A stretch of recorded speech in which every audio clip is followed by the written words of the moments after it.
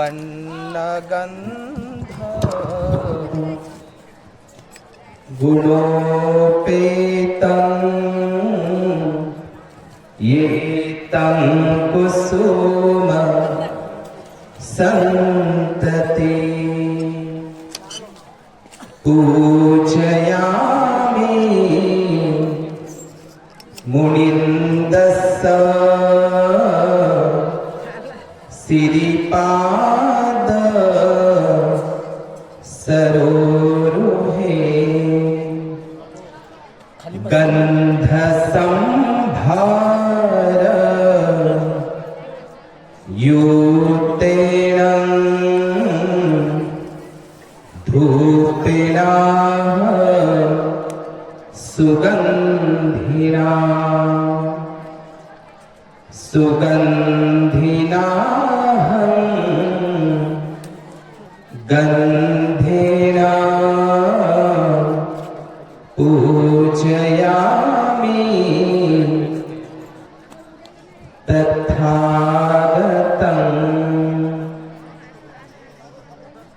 निपुता नुनंसो माता निपुता नुनंसो पिता निपुता इदिसो पतिती। अर्थातच धन्य ती माता जिला सिद्धार्थ गौतम बुद्धासारखा पुत्र जन्मास आला। धन्य ते पिता ज्यांना सिद्धार्थ गौतम बुद्धासारखा राजरत्न पुत्ररत्न लाभला। आणि धन्य ती पत्नी जिला सिद्धार्थ गौतम बुद्धासारखा पती मिळाला। या किसा गौतमीच्या गौरवाच्या उद्गाराने देवानं पियदसी धम्मदायादो महान सम्राट अशोक मौर्य ज्यांनी भगवान बुद्धांच्या 82,000 हे तथागत बुद्धांचे आणि 2,000 हे इतर अर्हत भिक्खूंचे, या 82,000 या 84,000 धम्माचं हे जे सूक्त आहे या प्रतिकात्मक रूपात 84,000 महास्तूप, 84,000 महाविहारे, 84,000 धम्मस्तंभ, 84,000 धम्मशिलालेख, ज्या ज्या ठिकाणी महाविहारे महास्तूप निर्माण केली त्या त्या ठिकाणी 84,000 बोधी वृक्षांची एकाच वेळी लागवड करणारे धम्मदायाद बनून आपला रक्ताचा गोळा महामहेंद्र, संघमित्रा आणि दुसरी राजकन्या चारुवती हिला नेपाळ देशामध्ये आणि अनेक अर्हत धम्म महामात्र भिक्खूंना देश विदेशात धम्म प्रचारार्थ पाठवून जगभर बौद्ध धर्माचा प्रचार आणि प्रसार केला। असा धम्मदायाद महान राजा सम्राट अशोक कालचे मुके आज बोलू लागले, तुझ्या शब्दांवरती शब्द तोलू लागले। कविवर्य सुरेश भटांच्या ह्या ओळी रक्ताचा एकही थेंब न सांडू देता अशी रक्तविहीन धम्मक्रांती, ज्या धम्मक्रांतीला जगात तोड नाही, ज्या धम्मक्रांतीमुळे आमचं अख्खं जग बदलून गेलं, आमच्या जगण्याला आमच्या मरण्याला एक अर्थ प्राप्त झाला। असे अर्थपूर्ण जगणं आणि असं अर्थपूर्ण मरण ज्या महामानवामुळे बोधिसत्वामुळे प्राप्त झालं ते Bodhisattva the greatest Indian, the father of nation, या भारताचे संवैधानिक राष्ट्रपिता डॉक्टर बाबासाहेब आंबेडकर, या बोधिसत्वाची जडणघडण करणारी बोधिसत्वाची सावली समर्पिता त्यागमूर्ती माता रमाई या ठिकाणी या 30-31चा हा धम्म समारंभ सत्यनारायण गोयंका यांच्या जन्मोत्सव सोबतच मुकनायक नावाचं हे वर्तमानपत्र पाक्षिक त्यालाही अनुलक्षून या धम्ममंचावर उपस्थित आदरणीय पूजनीय भदंत ज्ञानज्योतीची महाथिरो भंतेजींच्या शीलगुणांना त्यागांना वंदन करून आदरणीय पूजनीय भदंत शिलानंदजी महास्तवीर या कार्यक्रमाचं आयोजन ज्यांच्या धावपळीतून एक उपाय कौशल्य म्हणून त्यांच्याप्रती हातोटी आहे धम्मज्योती भंतेजी, संघ ज्योती भंतेजी, शील ज्योती भंतेजी, सर्व भिक्खूंच्या शीलगुणांना त्यागांना मी वंदन करतो. भिक्खुनी प्रति मंगलाची कामना करतो. उपस्थित या धम्म समारंभासाठी 23 जानेवारी पासून तर 31 जानेवारी पर्यंत हा अखंड सुत्त पठणाचं पारायण या ठिकाणी होत असतं. आताच भंतेजींनी सांगितलं पठ्ठान पाली. आपण जेव्हा अल्बर्ट आइन्स्टाईन हे जे नाव आपण ऐकतो, अल्बर्ट आइन्स्टाईन यांचा जो सापेक्षतावादाचा जो सिद्धांत आहे, शून्यवादाचे जनक बुद्ध आहे. आपल्याला आर्यभट्ट म्हणून शिकवल्या जातं किंवा सांगितलं जातं. शून्यागारं संथागारं, ज्या ठिकाणी गण व्यवस्थेच्या सभा व्हायच्या त्याला संथागार म्हणायचे. आजच्या भाषेमध्ये त्याला आपण सभागृह म्हणतो. आणि ज्या ठिकाणी भिक्खू एकांत वास करायचे, आनपान सतीचा, शब्दभावनेचा, ध्यान धारणेचा अभ्यास करायचे, ते शून्यागार, सुन्नागार पालीमध्ये. शून्यागाराचे या शून्याचे जनक तथागत बुद्ध आहे. हा सापेक्षतावादाचा सिद्धांत अल्बर्ट आइन्स्टाईनने जो सापेक्षतावादाचा सिद्धांत मांडला, हा पठ्ठान पाल्याच्या कडीमधूनच घेतलेला आहे. ज्यावेळी दुसरे महायुद्ध झाले, हिरोशिमा नागासाकी, दुसऱ्या महायुद्धाचे भयंकर असे परिणाम अल्बर्ट आइन्स्टाईनने काय केलं, जागतिक अशी एक परिषद बोलावली आणि त्या परिषदेमध्ये मध्यभागी बुद्धाची मूर्ती त्या ठिकाणी प्रतिष्ठित करण्यात आली. आणि तेव्हापासून संपूर्ण जगभर ही मन प्रचलित झाली की युद्ध नको बुद्ध हवा, युद्ध नको बुद्ध हवा. त्याच सभेमध्ये अल्बर्ट आइन्स्टाईनला असं विचारलं त्यांच्या अनुयायांनी.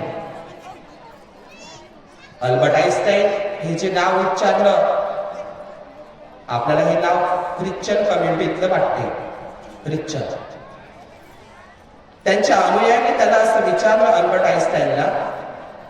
अल्बर्ट आइन्स्टाईन कुठलाच धर्म मानत नव्हते, जरी ते ख्रिश्चन परिवारात जन्माला आले तरी पण विचारलं.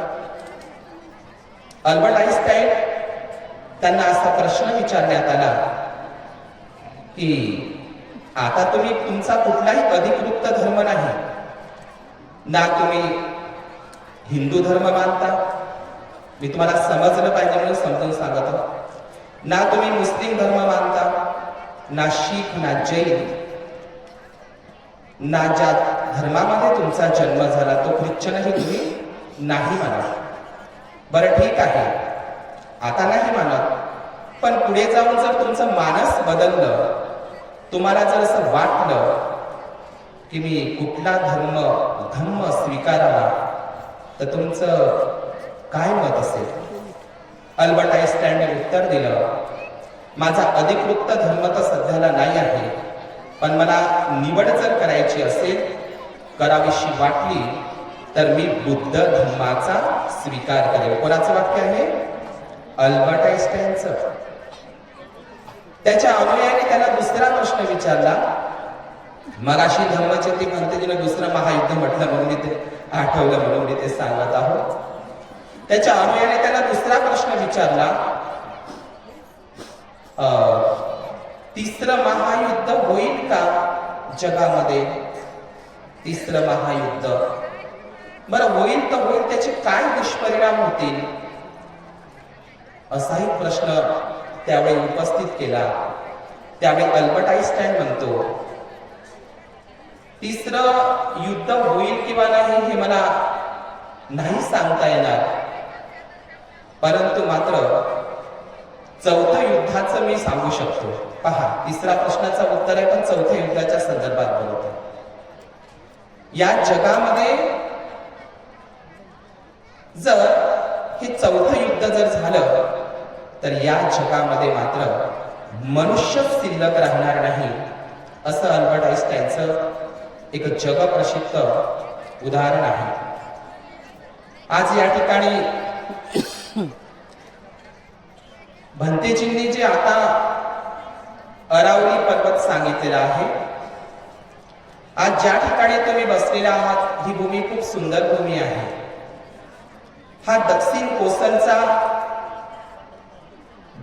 कोसल आणि पूर्व कोसलचा हा भाग आहे. तुम्हाला माहित असलं पाहिजे, मी दरवर्षी सांगतो, राजा प्रसेनजित जो श्रावस्तीचा राजा, महाकोसल जनपद, असिक जनपद आणि महाकोसल जनपद या सीमेवर हे रामदेगीचं ठिकाण आहे. रामदेगी, ज्या ठिकाणी भिक्खू संघाचा आराम असतो, वर्षावास असतो, जी प्रवारणा भूमी असते, उपसंपदा भूमी असते, सीमा भूमी असते, तिला संघारामगिरी म्हणतात. आता तुम्हाला हे वेगळं वाटत असेल, तुम्ही बौद्ध साहित्यामध्ये जर पाहिलं, राम राम राम हा शब्द तुम्हाला खूप वेळा त्या ठिकाणी दिसतो. जेतवना राम, आताच भंतेजीने नाव घेतलंय अशोकाराम, कौशांबीचं कुकुट्टाराम, पावारिकाराम, घोषिताराम, पूर्वाराम, अशी अनेक नाव तुम्हाला सापडतात बौद्ध साहित्यामध्ये. म्हणून ज्या ठिकाणी रामदेगी हा शब्द उच्चारित आलेला आहे, हे 84,000 महास्तूपांपैकीचं एक ठिकाण आहे. तथागत भगवंताच्या शारीरिक धातू रॅलेक्स अस्थिचं ठिकाण म्हणजे रामदेगी. मी त्या खाली आपण पायऱ्याच्या जर खाली आपण बघितलं, त्या ठिकाणी 3 कालखंडांच्या उत्खननामध्ये आपण त्या ठिकाणी बघितलं. एक मौर्य काळ, सातवाहन वाकाटक काळ आणि गुप्त काळांचे त्या ठिकाणी शिल्प आहे. खाली जे मंदिर तुम्हाला दिसतं, त्या ठिकाणी वज्रे आणि शाखेचं हिरूक शिल्प आहे. मौर्य आणि सातवाहन काळातल्या विटा, नालंदाची वीट, नालंदाच्या विद्यापीठाची वीट आणि इथल्या महास्तूपाची वीट ही तुम्हाला सारखीच दिसते. म्हणून रामदेगी हे जे ठिकाण आहे, हे रामदेगी ठिकाण हे प्राचीन काळातील 84,000 महाविहार महास्तूपांपैकीचं एक ठिकाण आहे. आणि हा कसा आहे की व्यापारी महामार्ग आहे. महाकोसल जनपद याला म्हणायचे. आणि हे महाकोसल जनपदातलं हे असिक जनपदाच्या या सीमेवरचं हे ठिकाण रामदेगी, संघा रामगिरी त्याला म्हणतो आपण. संघाच्या आरामाची गिरी, गिरी म्हणजे पर्वत, पहाडी. जसं राजगिरीला राजगिरी म्हणतो आपण, जसं साचीचं जुनं नाव चेतीयगिरी आहे, चेतीयगिरी, आता नाव ते साची आहे. अशा प्रकारे हे संघारामगिरी हा एक व्यापारी मार्ग,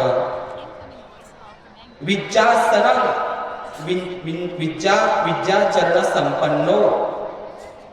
इथे बाजूला तुम्ही भद्रावतीला जर गेले, भद्रावती, भद्दवती, पाली शब्द भद्दवती आहे. राजा प्रसेनजिताच्या हत्तीनीचे नाव भद्दवती. आपण सामावतीची कहाणी जर ऐकली सुत्त निपातामध्ये, मागंदीय सुत्ता आहे, तुम्ही वाचा, त्याच्यामध्ये भद्दवती हा शब्द दिसतो. भद्दवती हे एक नगर होतं प्राचीन काळातलं, आणि ही भद्दवती नगरी तशी कर्नाटकमध्ये आहे आणि आपल्या विदर्भातही आहे. ही भद्दवती भद्रा भिक्खुनींना विशेषण लागायचं थेरिकातीमध्ये, भद्दा कपिलानी, भद्दा कात्यायनी. भद्रा म्हणजे सुंदर शरीरानेही आणि शील गुणानेही सुंदर अशा भिक्खुनींचं ते विशेषण आपण यशोधरेला लावत असतो. या भद्रावतीमध्ये विज्जासन गुफा आहे, वाकाटक काळातल्या. भद्रावतीला गेल्याच्या नंतर एक नागाचं सुंदर मंदिर आहे, लय प्रसिद्ध आहे नागपंचमीला. पण वास्तविक पाहता त्या नागाच्या मंदिराचं नाव आहे भद्रनाग. भद्रनाग. भद्रावतीचा जो धम्म राजा होता तो होता भद्रनाग. भद्रनाग राजाची ती नगरी म्हणजे ही भद्रावती नगरी पालीमध्ये. जे प्राचीन व्यापारी महामार्ग म्हणून दुसरं ठिकाण आहे केळझर, त्याचं प्राचीन नाव आहे धम्मचक्क नगर. त्या ठिकाणी धम्मनाग नावाचा दुसरा राजा राहायचा. असा हा एक व्यापारी महामार्ग. माणिकगड, माना नागवंशी लोकांचं ठिकाण आहे माणिकगड. त्या ठिकाणी हा माणिकगड एरिया असेल, भद्रावती असेल. या भद्रावती माणिकगडला सूर्यघोष नावाचे भिक्खू राहायचे. सूर्यघोष तुम्हाला ऐकून वेगळं वाटत असेल, चंद्रपूर जिल्ह्यामध्ये नागभीड नावाचं ठिकाण आहे. 15 ऑक्टोबर 1956 डॉक्टर बाबासाहेब आंबेडकरांनी दुसऱ्या दिवशी धम्मदीक्षेच्या दुसऱ्या दिवशी विस्तृत असं प्रवचन केलं. बाबासाहेब काय बोलले भाषणात? हा नागपूर ठिकाण निवडण्याचं ठिकाण यासाठी की अगस्ती मुनी नावाचा एक ऋषी, त्यांनी एक नाग मनुष्य वाचवला आणि ही नाग लोकांची भूमी म्हणजे नागपूर. बाबासाहेबांचे वाक्य आहे. नागपूर आणि नागपूरच्या आजूबाजूचा परिसर हा नाग लोकांची दाट लोकसंख्येचं ठिकाण म्हणून हे ठिकाण बाबासाहेबांनी निवडलं. म्हणून या चंद्रपूरला नागभीड ठिकाण आहे. नागपूर आणि नागभीड. भीड जर म्हटलं तर तुम्हाला सांगायची गरज नाही, नाग लोकांची भीड. नागभीडचं इतकं सुंदर महत्व आहे. त्या नागभीड पासून देवटेक नावाचं एक 4 किलोमीटर ठिकाण आहे. देवटेक जसं नागपूर पासून रामटेक, तेही भिक्खू संघाचंच ठिकाण आहे. या देवटेकला सम्राट अशोकांचा शिलालेख आहे. शिलालेख त्यांच्या धम्म महामात्रांनी देवटेकला ज्या धम्म महामात्रांना पाठवलं तिथे शिलालेख आहे. सध्याला तो शिलालेख नागपूरच्या म्युझियम मध्ये ठेवलेला आहे, राष्ट्रीय संग्रहालयामध्ये. त्या देवटेकच्या शिलालेखांवर पंचशिलापैकीचं पहिलं शिल आहे. सम्राट अशोकाची आज्ञाच आहे, धम्माज्ञाच आहे. देवटेकला सम्राट अशोकाच्या बुद्धाचा पंचशिलाचा उल्लेख आहे. काय म्हणतो सम्राट अशोक? काय म्हणत आहे त्या ठिकाणी? कुणीही प्राण्यांची हिंसा करता कामा नये, त्याला उचित दंड दिला जाईल, अशी आज्ञाच भगवान बुद्धांची. म्हणून भंतेजी आता बोलले, जगामधील पहिलं संविधान जर कोणी तयार केलं असेल, तुम्हाला माहित असलं पाहिजे, यापूर्वीही संविधान नष्ट केलं. धम्मचेती भंतेजीने विषय टाकला त्याच्यामध्ये कार्यक्रमाच्या पत्रिकेमध्ये की बौद्ध धम्माचा ऱ्हास कसा झाला. बौद्ध धम्माचा ऱ्हास नाही झाला, बौद्ध धम्माचा ऱ्हास केला गेला. या जमिनी खालीही बुद्ध आहे आणि जमिनीच्या वरतही बुद्ध आहे. म्हणून भारतामध्येच ती मन प्रचलित आहे, कन कन में भगवान है. पण कौन सा भगवान? इति पिसो भगवा. आणि म्हणून हे जे ठिकाण, नागभीड ठिकाण, भद्रावती ठिकाण, अलीकडेच चंद्रपूरच्या साईडला चंदनखेडा नावाचं ठिकाण आहे. भंतेजींना मी रिक्वेस्ट करेन की आपण त्या ठिकाणी जावं. चंदनखेडा, त्या ठिकाणी आता महास्तूप त्या ठिकाणी अलीकडेच लागलेला आहे काही वर्षापूर्वी, सातवाहन मौर्य काळातला. म्हणून हा एक व्यापारी मार्ग आहे.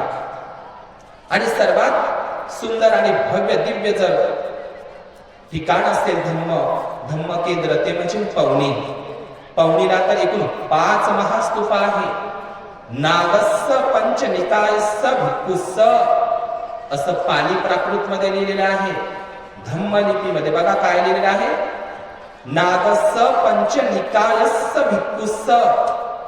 पंचनिकायांमध्ये पारंगत असलेले भिक्खू या पवनीला राहायचे.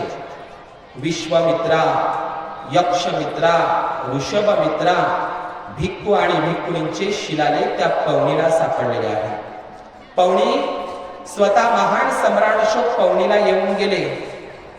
जेवढे काही 84,000 महास्तूप महाविहार बांधली त्याचं उद्घाटन सम्राट अशोकांनी आपले गुरु अर्हत मोक्कलिपुत्त तिस्स, आपली मुलगी राजनंदिनी संघमित्रा महामहेंद्र अर्हत भिक्खू महादेव यांना सोबत घेऊन सम्राट अशोक पवनीला आले. पवनीला आणि पवनीचं वैभव साचीच्या महास्तूपासारखं वैभव. जेवढे 84,000 महास्तूप सम्राट अशोकाने निर्माण केले त्या 84,000 महास्तूपांवर तोरणद्वारावर प्रवेशद्वारावर महामाया देवी बुद्धाच्या आईचं शिल्पांकन कोरलेलं होतं. मी तुम्हाला आज विषय सांगत असताना या जगातील पहिलं संविधान जर कोणी तयार केलं असेल तर ते संविधान म्हणजे महान सम्राट अशोकांनी. हे आपण सर्वप्रथम लक्षात घेतलं पाहिजे.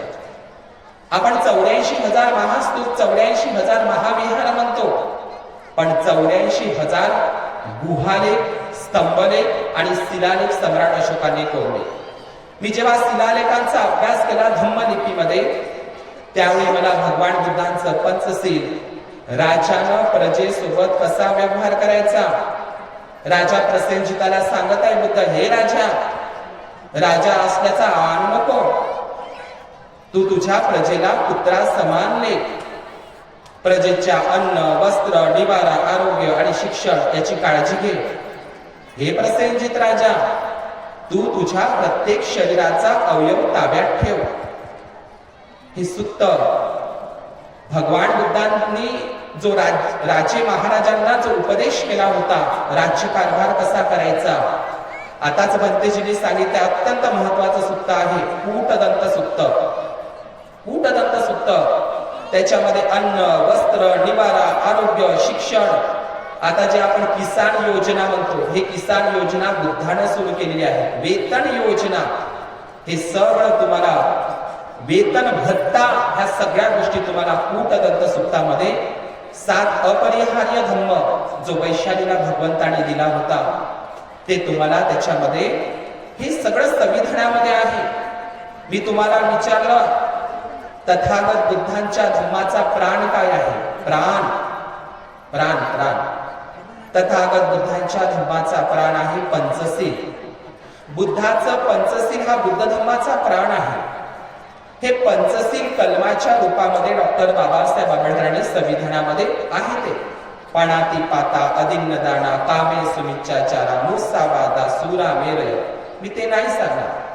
हे बुद्ध धम्माचा प्राण, हे पंचशील जसच्या तसं संविधानामध्ये आहे. आणि हेच पंचशील महान सम्राट अशोकांनी 84,000 स्तंभांवर, शिलालेखांवर, गुहांवर कोरलेलं होतं. पाली प्राकृत मध्ये, अरेमाईक मध्ये, खरोष्टी मध्ये, भाब्रू मध्ये अशा अनेक 5 भाषांमध्ये या जगातलं पहिलं संविधान पाली भाषेतलं. पाली प्राकृत, प्राकृत नैसर्गिक नॅचरल भाषा, उपजत, हे जगातलं पहिलं संविधान पाली भाषेतलं, पाली प्राकृत भाषेतलं. या पाली भाषेलाच राजभाषा, राष्ट्रभाषा, अख्ख्या जम्बूद्वीपाची भाषा म्हणून सम्राट अशोकांनी अधोरेखित केलं होतं. जगातलं पहिलं संविधान पाली प्राकृत मध्ये होतं. जेव्हा डॉक्टर बाबासाहेब आंबेडकरांनी संविधान तयार केलं त्यामध्ये पाली भाषेची तरतूद केलेली आहे. मला जोर देऊन यासाठी सांगायचं आहे की यापूर्वीही संविधान नष्ट केल्या गेलं. दगडांवरचं संविधान नष्ट केल्या गेलं. 84,000 सम्राट अशोकांचे शिलालेख, गुहालेख, स्तंभलेख म्हणजे संविधान, दुसरं तिसरं काही नाही. ते स्तंभही नष्ट केल्या गेले. यापूर्वीही सम्राट अशोकाचं संविधान नष्ट केल्या गेलं. आज कमीत कमी 52 ते 53च फक्त सम्राट अशोकाचे शिलालेख सापडतात. 84,000 त्याचा पत्ता नाही. नष्ट केल्या गेले, नष्ट केल्या गेले. आणि म्हणून यापूर्वी जे संविधान कूटदंत सुक्त, महासुदर्शन सुक्त, महागोविंद सुक्त, चक्रवर्ती सिंहनाद सुक्त, महाकपिल सुक्त, हे सगळे सुक्त किंवा नगरोपम सुक्त. मी जेव्हा नगरोपम सुक्त वाचलं, इतकं सुंदर नगरोपम सुक्त आहे. नगराची, शहराची, राज्याची, देशाची रक्षा कशी करायची याचे 7 नियम भगवान बुद्धाने बनवलेले आहे. आपल्याला गड किल्ले म्हटलं, छत्रपती शिवाजी आणि संभाजी महाराजांचं नाव समोर येतं. किल्ले, गड किल्ले म्हटलं की आपल्याला छत्रपती संभाजी शिवाजी महाराजांचं नाव समोर येतं. पण किल्ल्याची निर्मिती करणारे तथागत बुद्ध आहे. किल्ले बुद्धाच्या काळापासून होते. हे जर तुम्हाला बघायचं असेल तर तुम्ही नगरोपम सुक्त जे अंगुत्तर निकायामध्ये आहे ते बघा. नगराचं, शहराचं, राज्याचं, प्रांताचं राज्याने कसं रक्षण करायचं त्याच्यापैकीचा 7वा जो नियम आहे त्याच्यामध्ये किल्ला निर्मिती बुद्धाने सांगितलेली आहे. किल्ला निर्मिती, आयुध भंडार, त्याची रसद, ह्या सगळ्या गोष्टी नगरोपम सुक्तामध्ये आहे. हे सगळे सुक्त राजाने प्रजेसोबत कसा व्यवहार करायचा हे तथागत बुद्धाने सांगितले. राजा भवतु धम्मिको, राजा जर धर्मवान असेल तर प्रजा सुद्धा धम्मवान होऊ शकते. यथा राजा तथा प्रजा. मी अरावली पर्वत सांगत असताना हा अरावली पर्वत या भारतामध्ये अलेक्झांडर कनिंघम हा व्यक्ती जर भारतामध्ये आला नसताना आणि जेम्स प्रिन्सेप हा व्यक्ती जर भारतामध्ये आला नसताना तर आपल्याला बुद्ध आणि अशोक दिसलाच नसता. अलेक्झांडर कनिंघमची तर आपण जयंती साजरी करायला पाहिजे. अलेक्झांडर कनिंघम असेल, जेम्स प्रिन्सेप असेल, फोरर असेल, बेगलर असेल, जेम्स फर्ग्युसन असेल, जेम्स बर्जेस असेल, चार्ल्स एलन असेल, वॉल्टर स्पीक असेल, जॉन विल्सन असेल किंवा जॉन स्मिथ असेल, रॉबर्ट गिल असेल, अशा अनेक लोकांची नावं सांगता येईल मला वेळेच्या अभावी. परंतु लक्षात घ्या, अरावली पर्वतचा जो वाद चालू आहे, या पहाडीचाही तोच वाद चालू आहे. अरावली पर्वत, जेम्स टॉड नावाचा एक इतिहासकार, हा इंग्लंडचा इतिहासकार जेम्स टॉडने राजस्थानचा इतिहास लिहिलेला आहे. या जेम्स टॉडचा आणखी एक वैशिष्ट्य म्हणजे जेम्स टॉडने, हा इतिहासकार, पुरातत्वविद जेम्स टॉड ज्यांनी भीमा कोरेगावाचा इतिहास लिहिलेला आहे, हा जेम्स टॉड त्यांच्या प्रवास वर्णनामध्ये राजस्थानचा पुरातत्वीय अभ्यास जेम्स टॉडने केलेला आहे. हा जेम्स टॉड काय म्हणतो त्याच्या प्रवास वर्णनामध्ये, त्याच्या इतिहासामध्ये, की अरावली पर्वतच्या ठिकाणी आम्ही स्वतः त्या ठिकाणी गेलेलो आहोत. बाबासाहेबाला दिल्ली अलीपूर रोडला जो बंगला मिळाला, तो बंगला सिरोही एक जिल्हा आहे राजस्थानमध्ये, राजस्थान सम्राट अशोकांचा शिलालेख आहे तिथे. अनेक लोक टीका करतात सम्राट अशोकांनी धम्मदीक्षा कुठे घेतली, काय पुरावा, काय त्याचा सबूत, कोण म्हणतं सम्राट अशोकांनी धम्मदीक्षा घेतली, काही आहे का पुरातत्वीय साक्ष? एकमेव पुरातत्वीय साक्ष राजस्थानला आहे आणि तेही अरावली पर्वतावरच आहे. काय लिहिलेलं आहे तिथे? एकूण 7 ग्रंथाचा उल्लेख केलेला आहे सम्राट अशोकांनी. राहुलवाद सुत्तो, मुनी सुत्तो, 7 ते 8 ग्रंथाचा तिथे उल्लेख केलेला आहे. त्या अरावली पर्वतावर जे विराट नगर म्हणून ओळखले जातं, विराट नगर अरावली पर्वतावर आहे. ते सम्राट अशोकाचा महास्तूप 84,000 पैकी एक महास्तूप आहे. तिथे काय दिलेलं आहे? सम्राट अशोकाने खरोखरच बुद्ध धम्माची दीक्षा घेतली किंवा नाही घेतली या संदर्भातला ठोस पुरावा त्या अरावली पर्वतावर आहे. काय लिहिलेलं आहे तिथं? यं बुद्धस्ति धम्मस्ति संगस्ति, बुद्धस्ति धम्मस्ति संगस्ति. मी यापुढे बुद्ध धम्म संघाला मी शरणागत झालेला आहो. उपासक भिक्खू आणि भिक्खुणींच्या संदर्भात त्या ठिकाणी भिक्खू आणि भिक्खुणींना एक ताकीद दिलेली आहे सम्राट अशोकांनी. त्या विराटनगरच्या अरावली पर्वतच्या त्या शिखरावरच्या शिलालेखांमध्ये काय म्हणत आहे? भिक्खूंनी हे सुत्त वाचावे, पठण करावे, त्याचं आचरण करावं. हे विराटनगरच्या अरावली पर्वतामध्ये आहे. मी जेम्स टेटचं जे वाक्य सांगणार आहोत, अरावली पर्वतच्या संदर्भात इतिहासकार जेम्स टॉड असा म्हणतो, अरावली पर्वतामध्ये 2 शिखर आहेत. एक शिखर आहे गुरु शिखर. या भारतातलं सर्वात तिसऱ्या क्रमांकाचं उंचीचं शिखर आहे म्हणजे गुरु शिखर. आता गुरु कोणाला म्हणतात? गुरु म्हणजे बुद्ध, ज्यांनी ज्ञानाचं शिखर गाठलेलं आहे. कधीही न संपणारा ज्ञानाचा महासागर म्हणजेच बुद्ध. हा गुरु शिखर, त्या गुरु शिखरावर सुद्धा या भारतातला तिसऱ्या क्रमांकाचा उंचीचा शिखर गुरु शिखर जो राजस्थान अरावली पर्वतच्या पहाडीवर आहे. मी गेलो आहो तिथे स्वतः. त्या पहाडीवर सुद्धा बौद्ध अवशेष आहे. दुसरी गोष्ट महत्वाचं म्हणजे विराटनगर नावाचं भव्य दिव्य असं बौद्ध स्थळ आणि 84,000 स्तूपांपैकीचे एक स्तूप. आपण ताजमहाल बघितला असेल. आमच्या जैन बांधवांचं देलवाडा टेम्पल, जगातला दुसरा ताजमहाल म्हटलं तरी चालेल. देलवाडा टेम्पल अत्यंत सुंदर असं टेम्पल संगमरवरी त्या ठिकाणी आहे.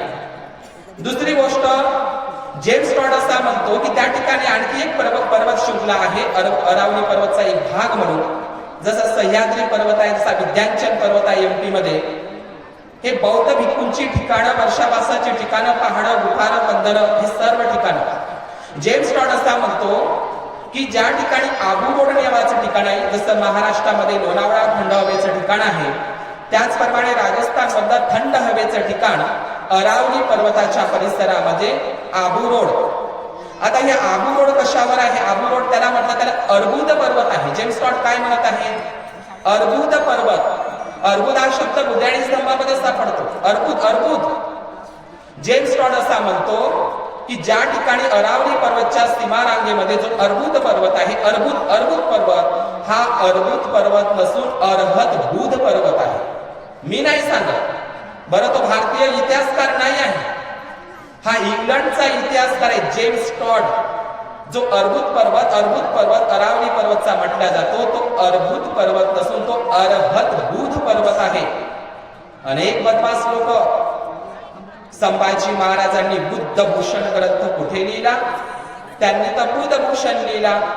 मलाही असा प्रश्न विचारला, सांगा बरं म्हणे भंतेजी, तुम्ही म्हणता म्हणे दावा करता, बुद्धभूषण ग्रंथ कुठे लिहिला छत्रपती संभाजी महाराजांनी? त्यांनी तर बुद्धभूषण लिहिला. बुद्धभूषण वास्तविक धम्मलिपीतला पाली शब्द बुधच आहे. तुम्ही लुंबिनीचा शिलालेख वाचा, सम्राट अशोकाचा स्तंभ लुंबिनीला गेले तिथे काय लिहिलेलं आहे? इथं साक मुनी बुधे जाते, साक मुनी बुधे जाते. बुध शब्दच मुळातला धम्मलिपी पालीतला आहे. राजानं प्रजेसोबत कसा व्यवहार करायचा, राजनीती कशी करायची, या कूटदंत सूक्तांच्या आधारावरच छत्रपती संभाजी महाराजांनी बुधभूषण हा ग्रंथ लिहिलेला आहे. बुधभूषण. डॉक्टर बाबासाहेब आंबेडकरांनी जे मूकनायक पाक्षिक काढलं, त्याची प्रिंटिंग प्रेसचं नाव भारतभूषण ठेवलं पहिल्यांदा. प्रिंटिंग प्रेसचं नाव भारतभूषण. बाबासाहेबांना काय वाटलं माहित नाही, भारतभूषण नाव प्रिंटिंग प्रेसचं बदलवलं आणि बाबासाहेबांनी छत्रपती संभाजी महाराजांच्या या ग्रंथाचं नाव या प्रिंटिंग प्रेसला बुधभूषण हे नाव दिलं. प्रिंटिंग प्रेसला म्हणून हे बुधभूषण संस्कृत भाषेमध्ये जो 14व्या वर्षी छत्रपती संभाजी महाराजांनी तो ग्रंथ लिहिला. आपल्याला माहित आहे संस्कृत डॉक्टर बाबासाहेब आंबेडकरांना सुद्धा नाकारण्यात आली होती. संस्कृत भाषेमध्ये कसा काय हा ग्रंथ लिहितो? जी भाषा आमची मक्तेदारी आहे, आमची देववाणी आहे, तिला ऐकता येत नव्हतं. ऐकलं जर त्याची जीभ कापल्या जात होती, जर कानानं श्रवण केलं तर कानात गरम शिशात तेल ओतल्या जात होतं किंवा जिवंत डोळे काढल्या जात होते. हा मनुस्मृतीचा नियम. मनुस्मृतीच्या कायद्याप्रमाणेच संभाजी महाराजांची हत्या झाली. त्याचे जिवंतपणे डोळे काढण्यात आले, त्याचं नाक कापण्यात आलं. एवढंच नाही, सांगायला वेगळं वाटेल, त्याचं लिंग सुद्धा कापण्यात आलं. मनुस्मृतीच्या कायद्याप्रमाणे हाल करून, छळ करून संभाजी महाराजांची हत्या केली. गुढीपाडव्याच्या दिवशी ते गुढीला उभारलेलं छत्रपती संभाजी महाराजांचं ते सीन होतं. आपण म्हणतो स्वतः जिजाईला 5 भाषा अवगत होत्या. शिवाजी महाराजांचा लेख मी आता 19 तारीख आणि 8 एप्रिल असा विवाद आहे शिवाजी महाराजांच्या जयंतीचा, तिथीप्रमाणे आणि तारखेप्रमाणे मी सब्जेक्ट तयार केलेला आहे की छत्रपती शिवाजी महाराजांचा जन्म बुद्धलेणीमध्येच झाला.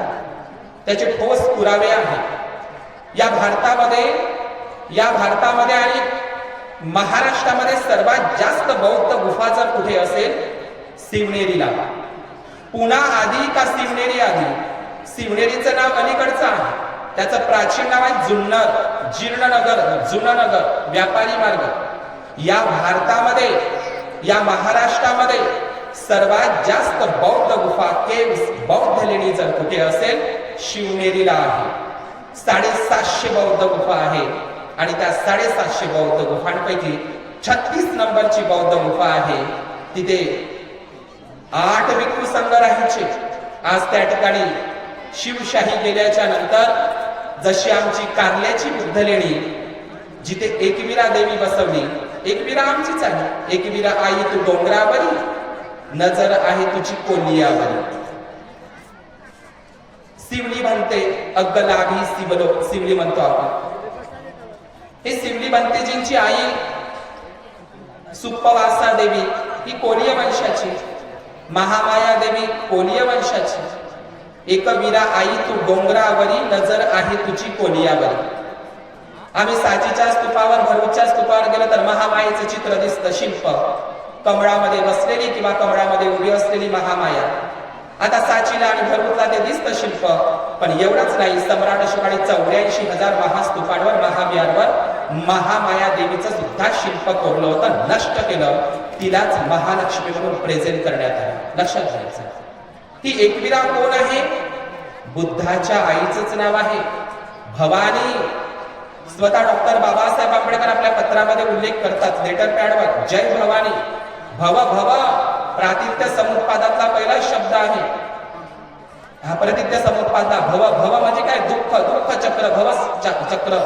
या भव सागरातून, या भव चक्रातून, या दुःख चक्रातून पार करणाऱ्या अशा व्यक्तीला, महान अर्हत व्यक्तीला जन्म देणारी ती भवानी म्हणजेच महामाया. तलेजू भवानी म्हणून तिथे नेपाळमध्ये पूजले जातात. ती वज्रयानी, वज्रयानी आणि महायानी बुद्धाच्या आईचेच नाव आहे, जय भवानी. कारण बुद्धाच्या काळापासून मातृसत्ताक पद्धती होती. सातवाहन काळामध्ये मातृसत्ताक पद्धती होती आणि हीच मातृसत्ताक पद्धती छत्रपती शिवाजी आणि संभाजी महाराजांनी चालवली आहे, हे आपण लक्षात घेतलं पाहिजे. मी जेम्स टॉडचं सांगत असताना, जेम्स टॉड त्या अर्बुद पर्वताला अर्हत दूत पर्वत म्हणतात. आता सोमनाथचं उदाहरण घेतलं आहे पंतजींनी, तेही तुम्हाला माहित असलं पाहिजे आजच्या अनुप्रसंगाने. मला सांगा बरं, भगवान बुद्धांच्या महापरिनिर्वाणानंतर भगवंताच्या शारीरिक धातूवर किती महास्तूप निर्माण करण्यात आले होते? कोण सांगेल? हा, किती? 8. आणि नंतर 8 स्तूपांपैकीचा रामग्रामचा कोलियांचा एक महास्तूप सम्राट अशोकांना मनाई केली, कोलिय लोकांनी. त्या 8 स्तूपांपैकीचे जे 7 महास्तूप होते, त्याच्यातल्या काही शारीरिक धातू शिल्लक ठेवून 84,000 महास्तूप बनवले. कोणी? महान सम्राट अशोकाने. ती पलीकडली प्रक्रिया आहे. पण जे 8 महास्तूपांपैकीचा एक महास्तूप होता, तुम्ही महापरिनिब्बाण सुत्तामध्ये तुम्ही ऐका काय लिहिलेलं आहे. अल्लकप्पचे बुली, वैशालीचे लिच्छवी, ते कुशिनाराचे पावाचे ते मल्ल, ते कपिल वस्तूचे शाक्य, रामग्राम देवदहचे कोलिय, पिप्पलिवनचे मौर्य, असाऊ आणि राजगृहाचे ते अजातशत्रू. तर या लोकांना ते शारीरिक धातूंचं वितरण करण्यात आलं. आता ते वितरण 8 महास्तूप बांधण्यात आले. त्याच्यामध्ये एक नाव मात्र तुम्ही विसरता आहे, बुद्धानिस धम्मामध्ये आहे, ते म्हणजे वेठ द्वीपचे ब्राह्मण. हे बुद्धानिस धम्मामध्ये आहे, वेठ द्वीपचे ब्राह्मण. ब्राह्मण हा शब्द संस्कृत आहे, पाली शब्द आहे बमन. बमन म्हणजे विद्वान. हा जातीवाचक शब्द नाही. बमन शब्द खूप सुंदर आहे. समन आणि बमन. बमन म्हणजे विद्वान, समन, बमन वग्गो हे आहे आपल्याला सापडतं. मी ते सांगणार नाही. त्याच्यामध्ये वेठ द्वीपचे बमन असा शब्द आलेला आहे. पालीमध्ये बमनच आहे. वेठ द्वीप. आता वेठ द्वीप म्हणजे काय? वेठ, वेट, वेट, वेट म्हणजे बेट आणि द्वीप. आता हे वेठ द्वीप म्हणजे आजचं सोमनाथ, द्वारिका. लक्षात घ्या. आता जे भंतेजीने उल्लेख केलेला आहे, की सोमनाथला भगवान बुद्धांच्या 84,000 महास्तूपांपैकीच्या शारीरिक धातू होत्या. त्याचं जुनं नाव त्रिपिटकामध्ये बौद्ध साहित्यामध्ये बेट द्वीप आहे. बेट द्वीप द्वीप तिला द्वारिका म्हणतात. मला सांगितलं गेलं की द्वारिका समुद्राखाली गेली. द्वारिका समुद्राखाली नाही गेली, ती भगवान बुद्धांचा 84,000 महास्तूपापैकीच ते बेट द्वीप होतं, ते समुद्रामध्ये गेलं. पण आम्हाला द्वारिका समुद्रामध्ये गेली म्हणून सांगितलं गेलं. लक्षात घ्या, हा गोडबंगाला. हे बेट द्वीप भगवान बुद्धांच्या शारीरिक धातूचं दुसरं तिसरं काही नसून आजचं सोमनाथ द्वारिका म्हणतात तिला. सोमनाथ संतेन सोम विधिना जितवा मुनिंदो, ज्यांनी सौम्य बळानं जिंकून घेतलं. सोमनाथ, जगन्नाथ, विश्वनाथ, लोकनाथेन पूजिता अत्तही अत्तनो नाथो कोही नाथो परोसिया. नाथ हा शब्दच पाली आहे. लोकनाथ, विश्वनाथ, जगन्नाथ. तिकडे नेपाळमध्ये गेले तर तुम्हाला नाथ शब्द दिसते. नाथ शब्द, बुद्धनाथ नेपाळमध्ये ते महास्तूप आहे. स्वयंभूनाथ, पशुपतीनाथ, हे सगळी बुद्धाची विहार आहे. नाथ हा शब्द बुद्धालाच प्रयोजन आहे. हे नाथपंथी, हे वारकरीपंथी, हे महानुभावपंथी, हे आदिनाथपंथी, हे सगळे लोक प्राचीन काळाचे बुद्धिस्ट होते आणि त्यांचा पराभव झालेला आहे. क्रांती आणि प्रतिक्रांतीचा हा इतिहास आहे. लक्षात घ्या. म्हणून यापूर्वी संविधान नष्ट झालं, नष्ट केल्या गेलं. बुद्ध विहार 84,000 महाविहार. अलेक्झांडर कनिंघम, जेम्स प्रिन्सेप हा व्यक्ती भारतामध्ये आल्याच्या नंतर, त्याही अगोदर हाय्यान आम्हाला शिकवलं गेलं अभ्यासक्रमामध्ये चिनी प्रवासी. त्याला चिनी प्रवासी म्हणू नका म्हणू. आम्ही मोबाईल मध्ये पाहतो आलोका कुत्र्याचं दिसत आहे. पाहता तुम्ही आलोका? आलोका काय होतं?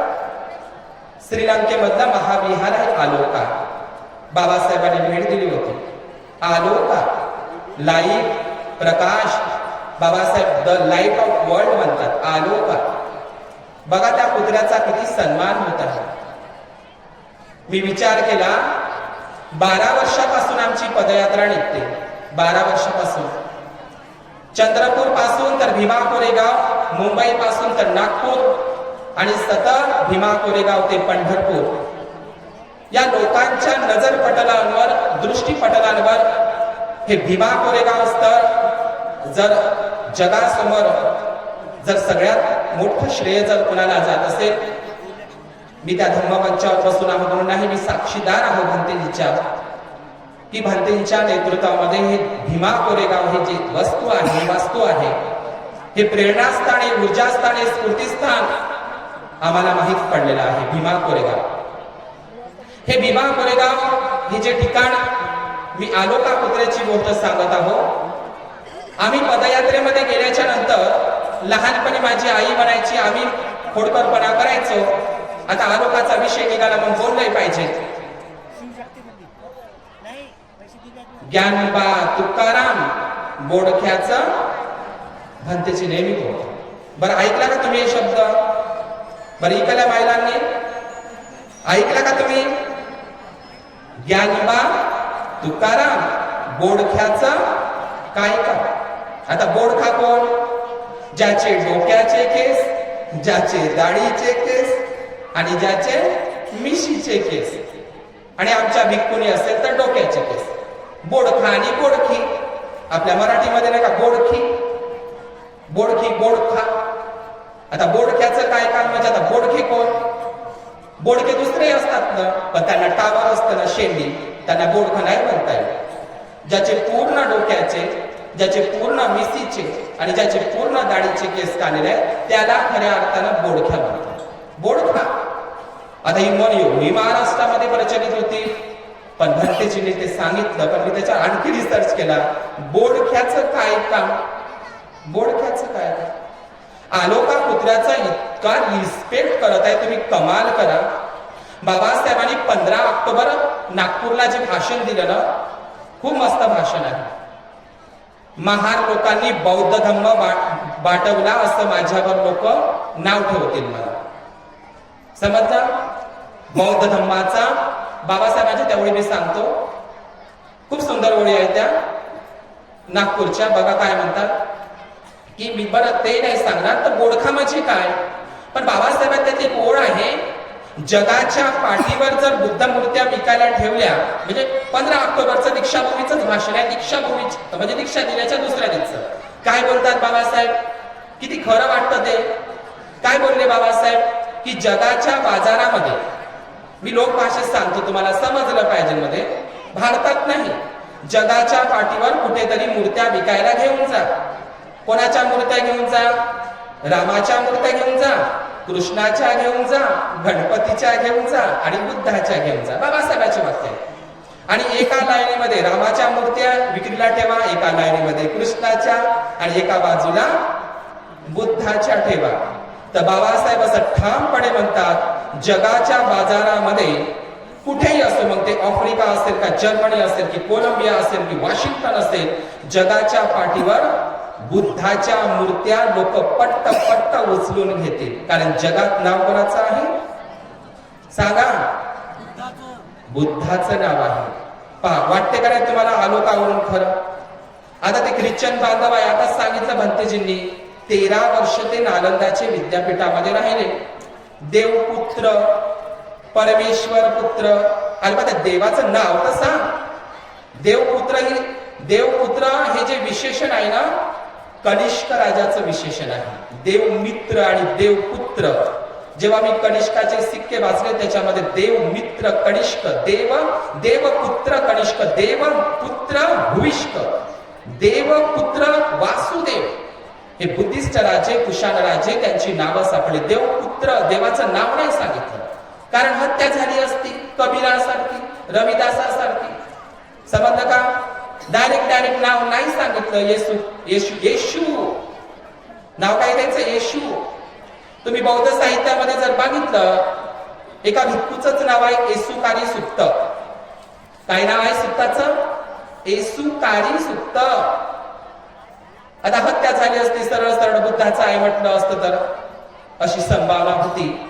खरोखरच 13 वर्ष हा येशू ख्रिस्त काश्मीरला राहिला आणि त्याचे पुरावे आहे. योजेफ नावाच्या एका, माझ्याकडे आहे ते पुस्तक, त्याच्यामध्ये पुरावे आहे. आणि ते नालंदा विद्यापीठामध्ये राहिले. ते महायानी वज्रयानी भिक्खूच होते. आता विदेशामध्ये मला सांगा बरं, भारतामध्ये जर्मनी, आफ्रिका, संपूर्ण जगातले लोक भारतात येतात का नाही? बरं, कायच्यासाठी येतात? काय काम आहे त्यांचं भारतात? तर तुम्ही म्हणाल ताजमहाल नाही का? तर ताजमहाल नाग लोकांनीच बांधला. समजलं? या भारतामध्ये जगाच्या पाठीवरचे जे लोक येतात, विदेशी लोक येतात, ते बुद्धालाच पाहण्यासाठी येतात. भारतामध्ये काय आहे बरं बुद्धाशिवाय? सांगा बरं काय आहे?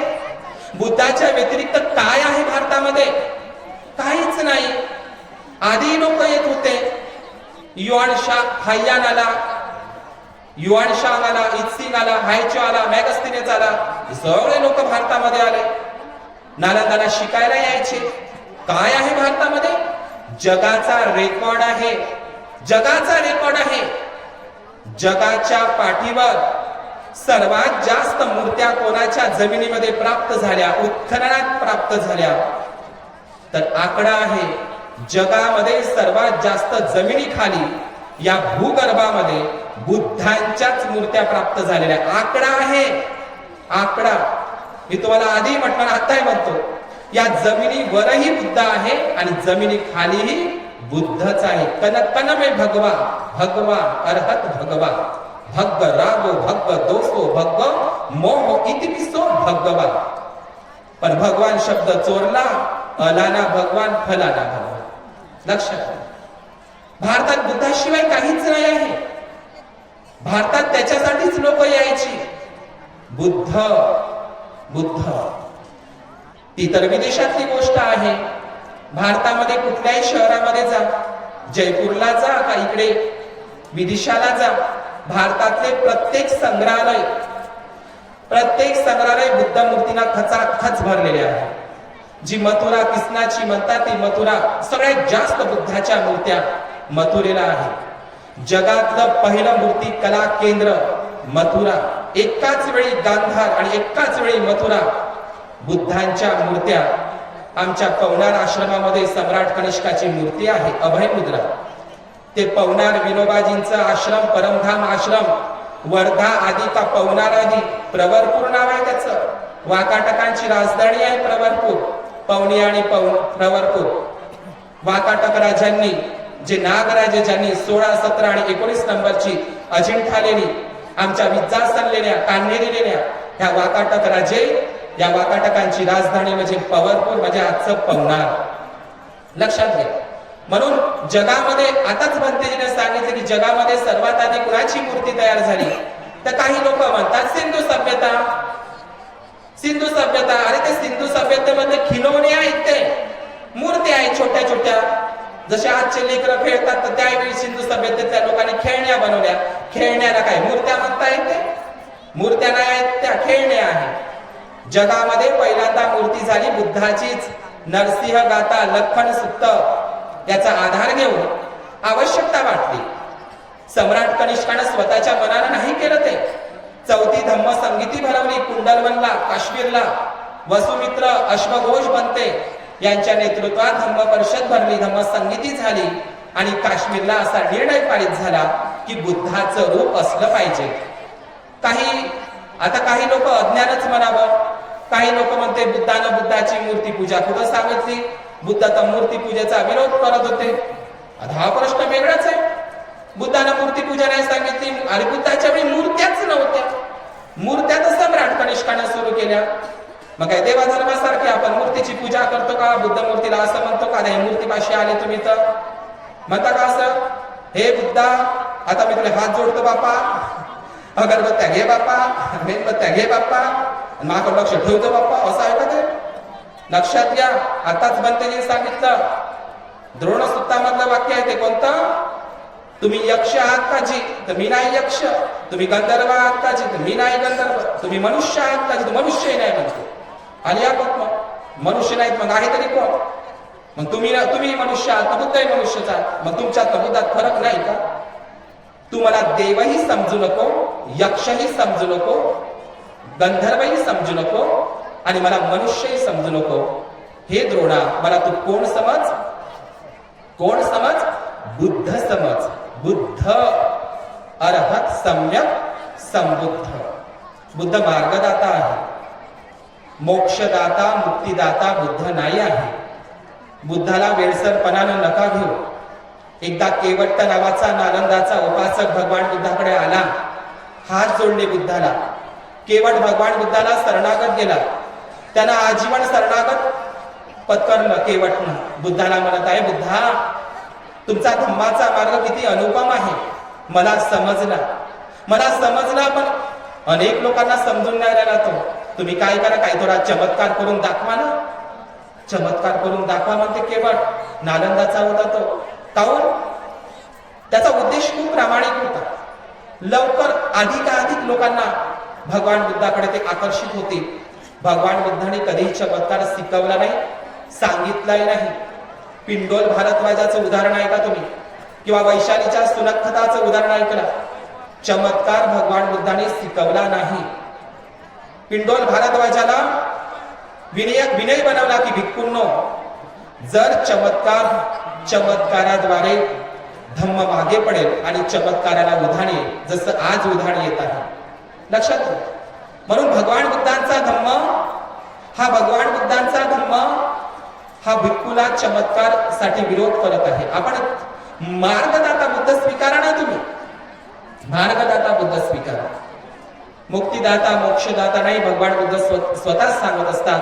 म्हणून आपण आंधळेपणानं नाही, श्रद्धा असावी, डोळ श्रद्धा असावी, पण आंधळेपणानं आपण बुद्धाला, धम्माला, संघाला स्वीकारू नये. आताची भंतेजीनं सांगितलेलं आहे, जगातलं पहिलं संविधान सम्राट अशोकाचं ते नष्ट केलं. 84,000 शिलालेखांचं संविधानाच्या, हे संविधान बुद्धाची लोकशाही तत्वप्रणाली आहे. भंतेजी नेहमी सांगत असतात, ballot paper, ballot paper, ballot paper. मतदानाची प्रक्रिया, जे तुम्ही मस्त बोटाला शाई लावता आणि मतदान करता का नाही? मग हे बॅलेट पेपर कोणाचा आहे? डॉक्टर बाबासाहेब आंबेडकर म्हणतात ही बॅलेट मतदानाची प्रक्रिया मी माझे गुरु तथागत गौतम बुद्ध यांच्याकडून घेतलेली आहे. समजलं तुम्हाला? मग बाबासाहेब काय म्हणतात की बुद्धाच्या वेळी आताच नाही, काही उपासक उपासिकाला आम्हाला म्हणतात भंतेजी आजकालची भंत लयच झगडे करतात, लयच वाद घालतात. बुद्धानं सांगितलंय शेवटी तथागत बुद्धाला सोडून जावं लागलं. कौशांबी मधली सुस्वराराम घोषिताराम मधली ती घटना आहे. कौशांबीला भिक्खू संघामध्ये इतका वाद विकोपाला गेला होता, बुद्ध निघून गेले जंगलामध्ये. तर बुद्धांच्याही काळामध्ये, बुद्धांच्या समकाळामध्ये भिक्खू आणि भिक्खुणी संघामध्ये काही व्हायचे वादविवाद. बिना वादविवादाशिवाय विनय पिटक नाही बनलं. विनय पिटक ही कलमच आहे एक प्रकारची. मी जेव्हा 75 सेखीय नियम वाचतो, हे 75 सेखीय नियम केवळ श्रामणेरी भिक्खू भिक्खुणीसाठी नाही आहे. तो पर्सनॅलिटी डेव्हलपमेंटचा अभ्यास आहे, व्यक्तिमत्व विकास. तुमची आई तुमचे बाबा सांगतात तुम्हाला. आणि मी तर लहानपणी ह्या गोष्टी मला माझी आई सांगायची. ए उभ्यानं पाणी नको पेव रे, ए लहानचा घास घे रे, ए खाली पाहून जेव रे, ए लागलं तेवढंच वरण घे रे. ह्या गोष्टीच तर आहे 75 सेखीय नियमामध्ये. ह्याच गोष्टी हा व्यक्तिमत्व विकास पर्सनॅलिटी डेव्हलपमेंटच्या अभ्यासासाठी किती लोक पैसे खर्च करतात. पण जगामध्ये भगवान बुद्धांचे 75 सेखीय नियम केवळ श्रामणेर भिक्खू भिक्खुणीसाठी नाही, प्रत्येक तरुण युवा पिढीनं ते आत्मसात केले पाहिजे. म्हणून त्याच्यासाठी भंतेची लोक तुम्हाला श्रामणेर शिबिरामध्ये बोलावतात. ह्या साध्या साध्या गोष्टी एक आई किंवा एक पिता आपल्या मुलीला कसे सांगतात, लहानपणापासून वळण देतात, हेच 75 सेखीय नियमामध्ये आहे. 75 सेखीय नियमामध्ये. म्हणून या जगामध्ये तथागत बुद्ध द लाईट अलोका. मी अलोकाची गोष्ट सांगतो आणि थांबतो. ते ख्रिश्चन बांधव अलोकाचं किती कौतुक करत आहे, हात जोडत आहे. काही महिला तर व्हीलचेअरवर येत आहे. ख्रिश्चन बांधव आहेत ते, पण त्यांना माहित आहे, कारण ते भारतात आलेले आहे. त्यांनी बुद्धाचं नाव ऐकलेलं आहे, बुद्धांच्या लेण्या बघितलेल्या आहेत. चिवराकडं कोरच पाहत नाही. विदेशामध्ये असं ट्रॉफिक जाम झालेलं आहे, त्या कुत्र्यालाही वंदन करतात. म्हणजे तुम्ही लक्षात घ्या, एक कलकत्त्याच्या गल्लीतलं आवारा कुत्र विदेशामध्ये जाते, त्या कुत्र्याचा एवढा सन्मान आहे. तर तुम्ही जर भगवान बुद्धाचा खरोखर इथं बसलेले लोक प्रामाणिकपणे बुद्ध धम्माचा, आम्ही असो का तुम्ही असो, प्रामाणिकपणे जर आचरण केलं तर काय आमचा सन्मान होणार नाही? म्हणून आमचं नातं बाबासाहेब आणि जगाशी जोडलेलं आहे. आताच भंतेजी म्हटलंय ब्रह्मदेशातल्या भिक्खूंकडून अपेक्षा होती बुद्धिस्ट सेमिनरी, कारण बर्मी आणि श्रीलंकेचे भंते हे थेरावादी परंपरा. बाबासाहेबांची गुरु चंद्रमणी ब्रह्मदेशचेच, लक्षात घ्या. म्हणून या भारतामध्ये आलो का, हे असं का होतं, मी प्रश्न चिन्ह उपस्थित केला की आमचे ज्ञान ज्योती भंतेची, आम्ही भीमा कोरेगाव ते पंढरपूर पासून 12 वर्षापासून सतत पदयात्रा काढत आहोत.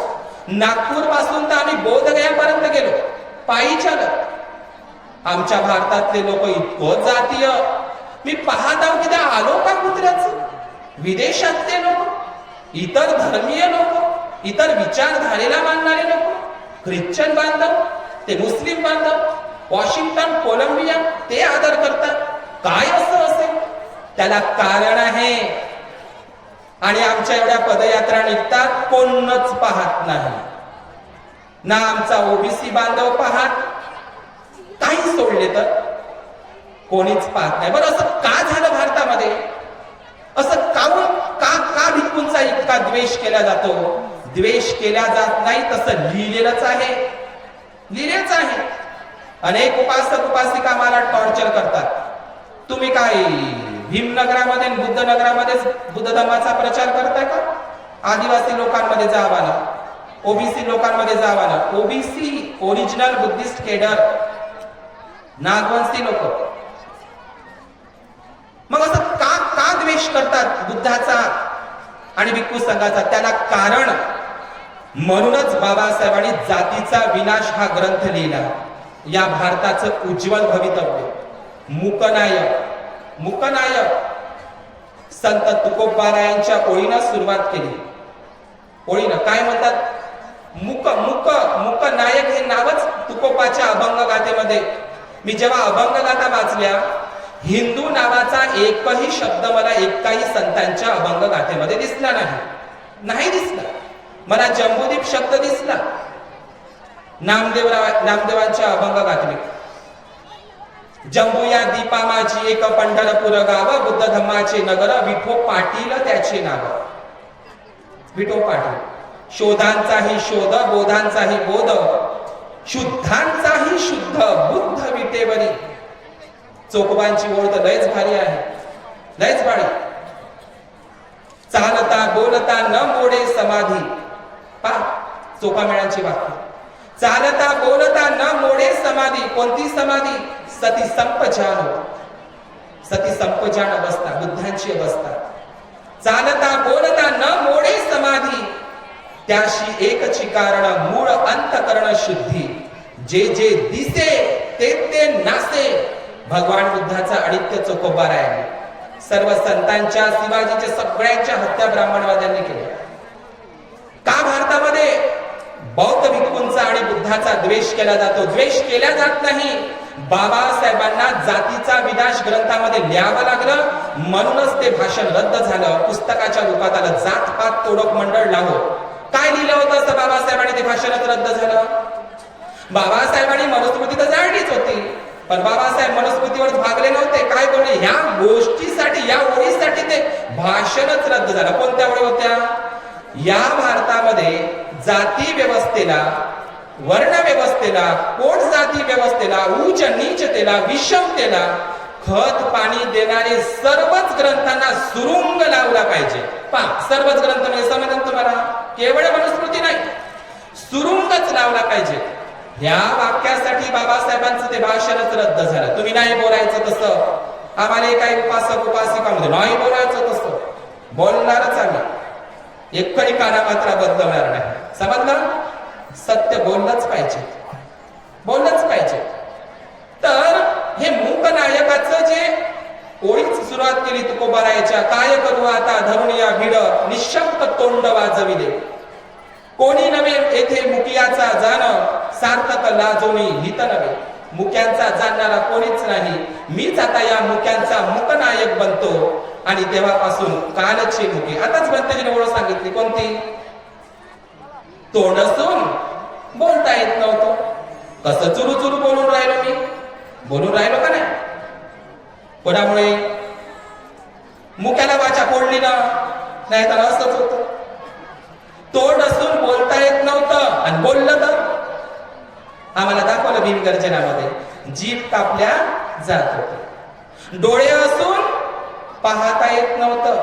आमच्या संभाजी महाराजांचे जिवंतपणे डोळे काढले. बरोबर आहे की नाही? नाही पाहत आहेत. वर्त पाहून चालतेस तू, वर्त पाहून. डोळे काढल्या जात होते. कान असून ऐकता येत नव्हतं आणि ताठ मानेनं जगता येत नव्हतं. या मुक्यांना वाचा फोडणारा कोण झाला? मुकनायक. मुकनायक, मुक्यांचा मुकनायक. म्हणून सुरेश भटांनी त्या ओळी लिहिल्या. कालचे मुके आज बोलू लागले, तुझ्या शब्दांवरती शब्द तोलू लागले. मुकनायक, बहिष्कृत भारत, समता, जनता, जनताच प्रबुद्ध भारत, असे अनेक वर्तमानपत्र डॉक्टर बाबासाहेब आंबेडकरांनी काढलेले होते. आणि म्हणून अलोकाची मी गोष्ट सांगतो की भारतामध्ये असा का बुद्धाचा द्वेष केला जातो. आता आमच्या या, मी तर नाही गेलो थायलंडला, पण काही आमचे भिक्खू जातात. थायलंडच्या लोकांना विचारतात, तुमच्या थायलंडचा बुद्ध विष्णूचा अवतार आहे का जी? थायलंडच्या भिक्खूला, तिच्या उपासकांना. श्रीलंका, बर्मादेश, Taiwan, Cambodia, Indonesia, Malaysia, Mongolia या सर्व देशातल्या बौद्ध उपासक उपासिकांना, भिक्खू भिक्खुनींना विचारा, तुम्ही जाऊन विचारा, काय जी म्हणा तुमच्या देशातला बुद्ध विष्णूचा 9वा अवतार आहे का जी? तर ते काय म्हणतील? आम्हाला नाही माहित कोण माहित विष्णू. मग मला सांगा, विष्णूचा 9वा अवतार कुठे आहे? फक्त हे भारतातच आहे का नाही? हे भारतातच आहे ना. बुद्ध इथून तिकडे गेला. बुद्धाला मी तर मग एका, आमची एक देशमुख बाई होती, तिला मी विचारलं, विचारलं, आमची ओबीसी बाई होती, लई देवपूजा करायची. आई म्हटलं विष्णूचा 9वा अवतार वामन आहे, नरसिंह आहे, कल्की आहे, परशुराम आहे, राम आहे, कृष्ण आहे. हे विष्णूचे अवतार तुझ्या देवघरामध्ये दिसते आणि तू म्हणत आहे की विष्णू हा 9वा अवतार आहे, बुद्ध हे विष्णूचा 9वा अवतार आहे. मग तू बुद्धाची पूजा का करत नाही देवघरामध्ये? तुला नाही समजलं. लक्षात घ्या, बुद्ध विष्णूचा 9वा अवतार नाही आहे, विष्णूच बोधिसत्वाचा अवतार आहे. लक्षात घ्या, मी काय बोलतो तुम्हाला? विष्णू बुद्ध अवतार हा शब्दही बुद्धिझम मधला आहे. आमचे आचार्य शांतीदेव म्हणतेचे, गुजरातचे, काही दिवस ते वलंदा विद्यापीठमध्ये शिकले. त्यांचे एक पुस्तक आहे बोधिचर्या अवतार, खूप सुंदर पुस्तक आहे. अवतार ही शब्दच बुद्धिझमची आहे, बुद्धिझमची देण आहे. काय म्हणतो की बोधिचर्या म्हणजे ज्याच ते काय म्हणत, ते गवईचं होतं चालू, गवईचं काय नाव आहे ते आता, गवईचं झालं भूषण गवई. तिची खजुरावची मूर्ती आहे ना, अलेक्झांडर कलिंगमनं त्या ठिकाणी 3 महास्तूप बघितले. खजूरपुरा प्राचीन नाव. आणि जी मूर्ती तोडली ती विष्णूची नाही, ती बोधिसत्वी अवलोकितेश्वराची मूर्ती आहे. लक्षात घ्या. म्हणून तुम्हाला हे समजून घ्यावं लागेल की बुद्ध हा विष्णूचा 9वा अवतार नाही, उलट विष्णूच बोधिसत्व अवलोकितेश्वरातून प्रेझेंट केलेली महायानी वचने आणि संकल्पना आहे. लक्षात घ्यायचं आहे तुम्हाला. तर हे संपूर्ण भारतामध्ये हे पेरलेलं आहे. म्हणून बाबासाहेबांना छाती ठोकपणे 22 प्रतिज्ञेमध्ये अजूनपर्यंत कोणी सांगितलं नव्हतं. हे सांगावंच लागलं बाबासाहेबांना 22 प्रतिज्ञेमध्ये की बुद्ध विष्णूचा 9वा अवतार नाही. हा खोटा आणि खोडसाळ प्रचार होय. आणखी एक प्रतिज्ञा तर लयच भारी आहे 22 प्रतिज्ञेमध्ये, मी कोणतेही क्रियाकर्म ब्राह्मणाच्या हातून करून घेणार नाही. म्हणजे ब्राह्मणाला बायकोच आमच्या घरातच नाही आला पाहिजे. लक्षात घ्या, ही भारतामध्ये केलेली सगळ्यात मोठी बदनामी आहे बुद्धाची. बुद्ध विष्णूचा 9वा अवतार नाही हे जगाला माहित आहे, पण बुद्धाला संपवण्यासाठी देव बनावंच लागते, देव बनवावंच लागते. त्याचं ब्राह्मणीकरण, दैवतीकरण करावंच लागते. बुद्धाशी काहीही घेणं देणं नाही त्या लोकांना, पण बुद्धाचं विकृतीकरण, ब्राह्मणीकरण कसं करायचं हे ते आहे. मी आलोकाचं गुणगान का होते हे सांगत आहो, तर इथले जे ब्राह्मणी ग्रंथ आहे बघा काय सांगितलंय. आमच्या भिक्खूंच्या पदयात्रा निघते, आम्ही महाराष्ट्रामध्ये, आमच्याकडे कोणी पाहतही नाही. मध्ये ओबीसी लोक, आदिवासी लोक पाहतच नाही. काय माहित का, काय माणूस जाती मातीमध्ये वाटलेला, एवढं जातीचं विष. आम्ही रॅलीमध्ये काहीच पाहतच नाही. आता विदेशामध्ये काय मोबाईल मध्ये दाखवत आहे कुत्र्याचं गुणगान. तर त्याला कारण मी सांगतो. कारण नंबर 1, काहून ते तसं करतात? गरुड पुराणामध्ये एक गोष्ट लिहिली आहे बघा. ते काहून आमचा सन्मान करत नाही, भिक्खूचा बुद्धाचाही काय द्वेष करतात. बघा काय लिहिलं आहे गरुड पुराण आणि नारद पुराणामध्ये सेम गोष्ट आहे. कोणती? मी नेहमी सांगतो आमच्या भगिनींना, गरुड पुराण आणि नारद पुराणामध्ये असं लिहिलेलं आहे, रस्त्यानं जात असताना पहा, लक्षात घ्या. आता कल्पना करा, इथून तुम्ही गुजगवांच्या सेंटरवरून रामदिगीला येत आहे, ठीक ना? म्हणजे तुम्हाला लवकर स्पष्ट होईल. समजत आहे का इथल्या महिलांना? म्हणजे आता गुजगवांच्या सेंटरवरून तुम्हाला रामदिगीला यायचं आहे. मी तुम्हाला म्हणत आहो पायी चालायचं, इथपर्यंत पायी पायी यायचं आहे. आता तुम्ही पायी याल का? याल का पायी? नाही येणार. तर काहून नाही येणार? पहा, तुम्हाला बघाशी सांगितलं धम्मचेती बंदी डेंजर वाघ आहे म्हणे. काय वाघ आहे? डेंजर वाघ. पण तुम्ही काय डेंजर? बाबासाहेबांनी म्हटलंय ना महाडला, तुम्ही भेड बकरीची संतान नसून सिंहाचे वाघाचे पिले आहात. तर तुम्ही आहे का नाही? म्हटलंय बाबासाहेबांनी, महाडलाच म्हटलंय ना. अरे तुम्ही भेड बकरीची संतान नसून सिंहाचे वाघाचे पिले आहात. ही माझी गोष्ट तुम्हाला काल्पनिक वाटत असेल तर भीमा कोरेगावाच्या विजयस्तंभावर जाऊन बघा. तुमच्या पूर्वजांची नावे कोरलेला विजयस्तंभ उभा आहे. असं नाही इकडे वाघ, पण आम्ही वाघाचे पिले आहोत. पण आता नाही. 56 कापणारे आता आहे का? बरं, तुमचं आता जर संविधान बदललं, मी तुम्हाला आधीच सांगितलं, यापूर्वीही संविधान नष्ट केल्या गेलं. सम्राट अशोकाचं दगडांवरचं हे तर कागद आहे. मग सांगा, संविधान जर बदललं, काही जर झालं, काय विचारावा तो अजित पवार. धस्त झालं ना मनामध्ये. गांधीजी मरण पावले. मला वाटते आजचीच तारीख आहे काका. आहे का आजची तारीख? बाबासाहेबांना धस्त झालं. खरे देशभक्त तुम्हीच आहात म्हणे. बाबा गांधीजीला म्हणावं लागलं मजबुरीने, मला मातृभूमी नाही आहे. गांधीजी म्हणत आहेत तुम्हीच खरे देशभक्त आहात. बाबासाहेबांच्या हातून वार्ता समजली, गोळ्या घातल्या म्हणून बाबासाहेबांच्या हातला पेन समजलं, खाली पडला. मग मी माझ्या विषयावर येतो. तुम्हाला जर गुजगावान इथपर्यंत यायला सांगितलं तर त्या गरुड पुराणामध्ये का भिक्खूचा बुद्धाचा द्वेष करतात भारतातले लोक? भिक्खूला पाहिल्याच्या नंतर नाक मुरडतात. मी स्वतः पाहिलं.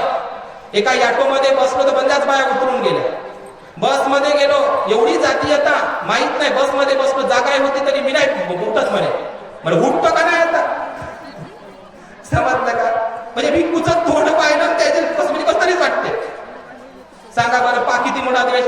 त्याला कारण ते लोक नाही, इथले ग्रंथ आहे म्हणून सुरुंग लावून जाळलं पाहिजे. असं बाबासाहेब जातीचा विनाश एनिहिलेशन ऑफ कास्ट मध्ये ग्रंथामध्ये बघा काय लिहिलंय नारद पुराणामध्ये.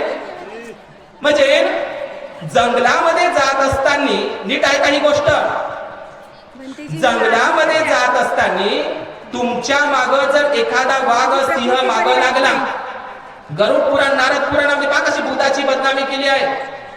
तुमच्या माग जर वाघ सिंह लागला रस्त्यामध्ये, जंगलामध्ये तुम्ही एकटे जात आहात आणि तुमच्या माग, सॉरी वाघ नाही, हत्ती, तुम्ही जंगलामध्ये एकट्यानं जात आहात ना, तुमच्या माग काय लागलाय? हत्ती. आता तो हत्ती आहे पिसाळलेला. आता पिसाळलेला हत्ती तुमच्या माग लागलेला आहे. जंगलामध्ये तुम्ही एकटेच आहात, कोणच तुमचा जीव वाचवण्यासाठी नाही, मदत करण्यासाठी नाही. जंगलामध्ये तुम्ही संकटात सापडलेले आहात आणि तो हत्ती तुमच्या मागे लागला. आता मागे लागला, तुम्हाला तो दिसला पिसाळलेला हत्ती. आता हत्ती माग लागणं म्हणजे मरण आहे का नाही? ते मरणच होय ना. त्याला दिसलं, अरे अरे अरे अरे हा पिसाळलेला हत्ती आहे, माझ्या मागे लागलाय, आता माझा जीव घेते, आता मला हा मारून टाकणार आहे. तर मग हा व्यक्ती पुढे पुढे पुढे पुढे धावत आहे, हत्ती त्याच्या माग माग. तो पुढं पुढं जीव वाचवण्यासाठी पुढं पुढं पुढं पुढं हाका मारते, आकांत करते, कोणच त्याचा जीव वाचवासाठी नाही. जंगलात सगळ्यात एकटाच सापडलेला आहे. लोकांना आवाज देता पण कोण चिट पाखरू त्या जंगलामध्ये नाही. तो पुढे पुढे, हत्ती मागे मागे. तो पुढे पुढे, हत्ती मागे मागे. एवढ्यात काय झालं? रस्त्याच्या बाजूला, कल्पना आहे ही, रस्त्याच्या बाजूला एक भल्ल मोठं बुद्ध विहार लागलं. बुद्ध विहाराचे दरवाजे उघडे होते. बुद्धाच्या विहारामध्ये बुद्धाची सोन्याची चम चम चम करणारी बुद्ध मूर्ती होती. त्या बुद्ध विहाराला काही दरवाजे नव्हते. बुद्ध विहाराचे दरवाजे खुलेच होते. बुद्धाची सुंदर सोन्याची मूर्ती होती. हा रस्त्यानं जाता जाता हत्ती माग लागला आणि त्याने रस्त्याच्याच बाजूला हे भल्ल मोठं बुद्ध विहार, दरवाजे खुले दिसले. आता मला सांगा, हत्तीपासून जीव वाचवण्यासाठी त्या व्यक्तीनं कुठे जायला पाहिजे? कुठे जायला पाहिजे? पटकन बुद्ध विहारात घुसायला पाहिजे ना, पटकन दरवाजे लावायला पाहिजे. जीव वाचन का नाही? वाचन का नाही? पण गरुड पुराणामध्ये, नारद पुराणामध्ये असं लिहिलेलं आहे, हत्तीच्या पायानं मरण कबूल करा पण बुद्ध विहारात पाय ठेवू नका. काय आमचे ओबीसी आदिवासी बांधव पाय ठेवतील? सांगा आता. समाधान आलो का? पाना बुद्ध म्हणजे हत्तीच्या पायानं मरण पसंत करा पण बुद्ध विहारात पाय ठेवायचा नाही. तर काय रे पाय ठेवतील? आता बुद्ध विहारातच पाय ठेवायचा नाही असं गरुड पुराण नारद पुराणामध्ये लिहून आहे. माझ्याकडे आहे पान नंबर, रूम नंबर. आता मला सांगा, बुद्ध विहारातच पाय ठेवायचं नाही तर बुद्धाचं तोंड पाहतील का ते? आता बुद्ध विहारात नाही जायचं तर बुद्ध दिसणार कुठं? बुद्धाचं तोंड पाहायचंच नाही. आता बुद्ध विहारात पाय ठेवायचाही नाही, बुद्धाचं तोंडही पाहायचं नाही, तर मग काय भिक्खूचं तोंड पाहतील का ते? म्हणूनच ती मन तयार झाली बोडक्याचं काय का. समजलं? रामायणामध्ये अरण्यकांडामध्ये तर सरळच लिहिलेलं आहे, बुद्ध हा चोर आहे. कसं वाटते तुम्हाला? चोर. आणि जो बुद्धाला मानतो, बुद्धाच्या मताला मानतो, त्याला दंड दिला पाहिजे. रामायणामधलं अरण्यकांड मधलं सर्ग 22 नंबर मधली गोष्ट आहे. समजलं? हे ग्रंथामध्ये लिहिलेलं आहे. म्हणून लोक बुद्धाचा आणि बौद्ध भिक्खूंचा राग करतात. हेच कारण भारतामध्ये हत्येचं झालं. भिक्खूंची डोके कापण्यात आली. एका भिक्खूचं डोकं कापण्यासाठी 10,000 सोन्याची नाणी मोजल्या गेली. हे भारतामध्ये झालं. लक्षात घ्या. आम्ही आज म्हणत आहोत ते आलोका कुत्रा आणि ते कोरियन भिक्खू त्यांचं किती स्वागत करत आहे, जंगी स्वागत आहे, किती आदर करत आहे त्या चिवरांचा, भिक्खूंचा. पण भारतामध्येच ती परिस्थिती होती. आमच्या भारतामध्ये चायनाचा फाययान भिक्खू आला, युआनशांग आला, इस्तिंग आला, हायचो आला. आता भारतातले लोक तिकडे शिकायला जातात. पण एक काळ असा होता, सोन्याची चिडिया होता भारत. भारतामध्ये बुद्ध विहाराची बौद्ध विद्यापीठ झाली. कशाची विद्यापीठ झाली? बुद्ध विहाराची बौद्ध विद्यापीठ झाली. नालंदा हे विद्यापीठ नव्हतं, सारीपुत्ताचं घर होत ते. भगवान अशोकांनी तिथं ह्या अलेक्झांडर कनिंगम, आताच भंतेजीनं सांगितलं, सर अलेक्झांडर कनिंगमनं आज जे बोध घ्यायचं तुम्ही झाड पाहता, हे महाबोधी महाविहार, हे सर अलेक्झांडर कनिंगम त्यांनी ही 4थी शाखा संघमित्रा हिने लावलेली ती बोधिवृक्षाची शाखा महाबोधी महावीराला सध्या हयातीत आहे. ती सर अलेक्झांडर कनिंगम मुळे. त्या महावीराचं जीर्णोद्धार रिकन्स्ट्रक्शन त्यांच्यामुळे झालेलं आहे. एवढंच नाही, सर अलेक्झांडर कनिंगमने हे महाबोधी महाविहार, ज्यांना सम्राट अशोकांनी 10व्या शिलालेखांमध्ये संबोधी स्थळ म्हटलं आहे, संबोधी. मी सर अलेक्झांडर कनिंगम या भारतातले सर्वच ठिकाणं सर अलेक्झांडर कनिंगम मुळे उजेडात आली. लक्षात घ्या. आणखी सर अलेक्झांडर कनिंगमचं इतकं महत्वाचं योगदान आहे, सारीपुत्त आणि महामोगलांच्या अस्थी जर आज तुम्हाला शिलानंद भक्तीची जात असतात तिथे साचीला, तिथं स्तूप नंबर 3 आहे. म्हणजे सारीपुत्त भगवान बुद्धांचे अस्थि अग्रश्रावक केवळ भगवान बुद्धांच्या शारीरिक धातूंवरच नाही, भगवान बुद्धांचे अस्थि अग्रश्रावक भिक्खूंच्या शारीरिक धातूंवर सुद्धा स्तूप बांधले. सारीपुत्त आणि महामोगलांच्या अस्थि धातू नालंदाला आहे, राजगिरीला होत्या. आणि सारीपुत्त महामोगलांच्या अस्थि धातू तुम्ही साचीला गेल्याच्या नंतर विसरता. सारीपुत्त आणि महामोगलांच्या अस्थि धातू ह्या जर जगासमोर कोणी आणल्या असेल तर ते सर अलेक्झांडर कनिंगम. साचीला लागून असलेला स्तूप नंबर 3 सारीपुत्त आणि महामोगलांच्या अस्थि साचीला आहे. साचीच्या बाजूलाच 12 किलोमीटर सोनारी नावाचं ठिकाण आहे. तिथे कौंडिन्य अरहत भिक्खूच्या अस्थि आहे. कौंडिन्य. तिथे साचीच्या बाजूला अंधेर नावाचं ठिकाण आहे. मोगलिपुत्त तिस्ता सम्राट अशोकांच्या गुरूंच्या अस्थींच्या धातू आहे. आणि तिथेच साचीच्या बाजूला पुन्हा सतधारा नावाचं ठिकाण आहे. तिथेही सारीपुत्त महामोगलांच्या अस्थी आहे. या सारीपुत्त महामोगलांच्या अस्थी जर जगासमोर आणण्याचं श्रेय जातं ते सर अलेक्झांडर कनिंगम. हे आपण लक्षात घेतलं पाहिजे. आणि म्हणून या भारतामध्ये इंग्रजांचा एक गुन्हाच झाला की त्यांनी बुद्ध जगासमोर आणला.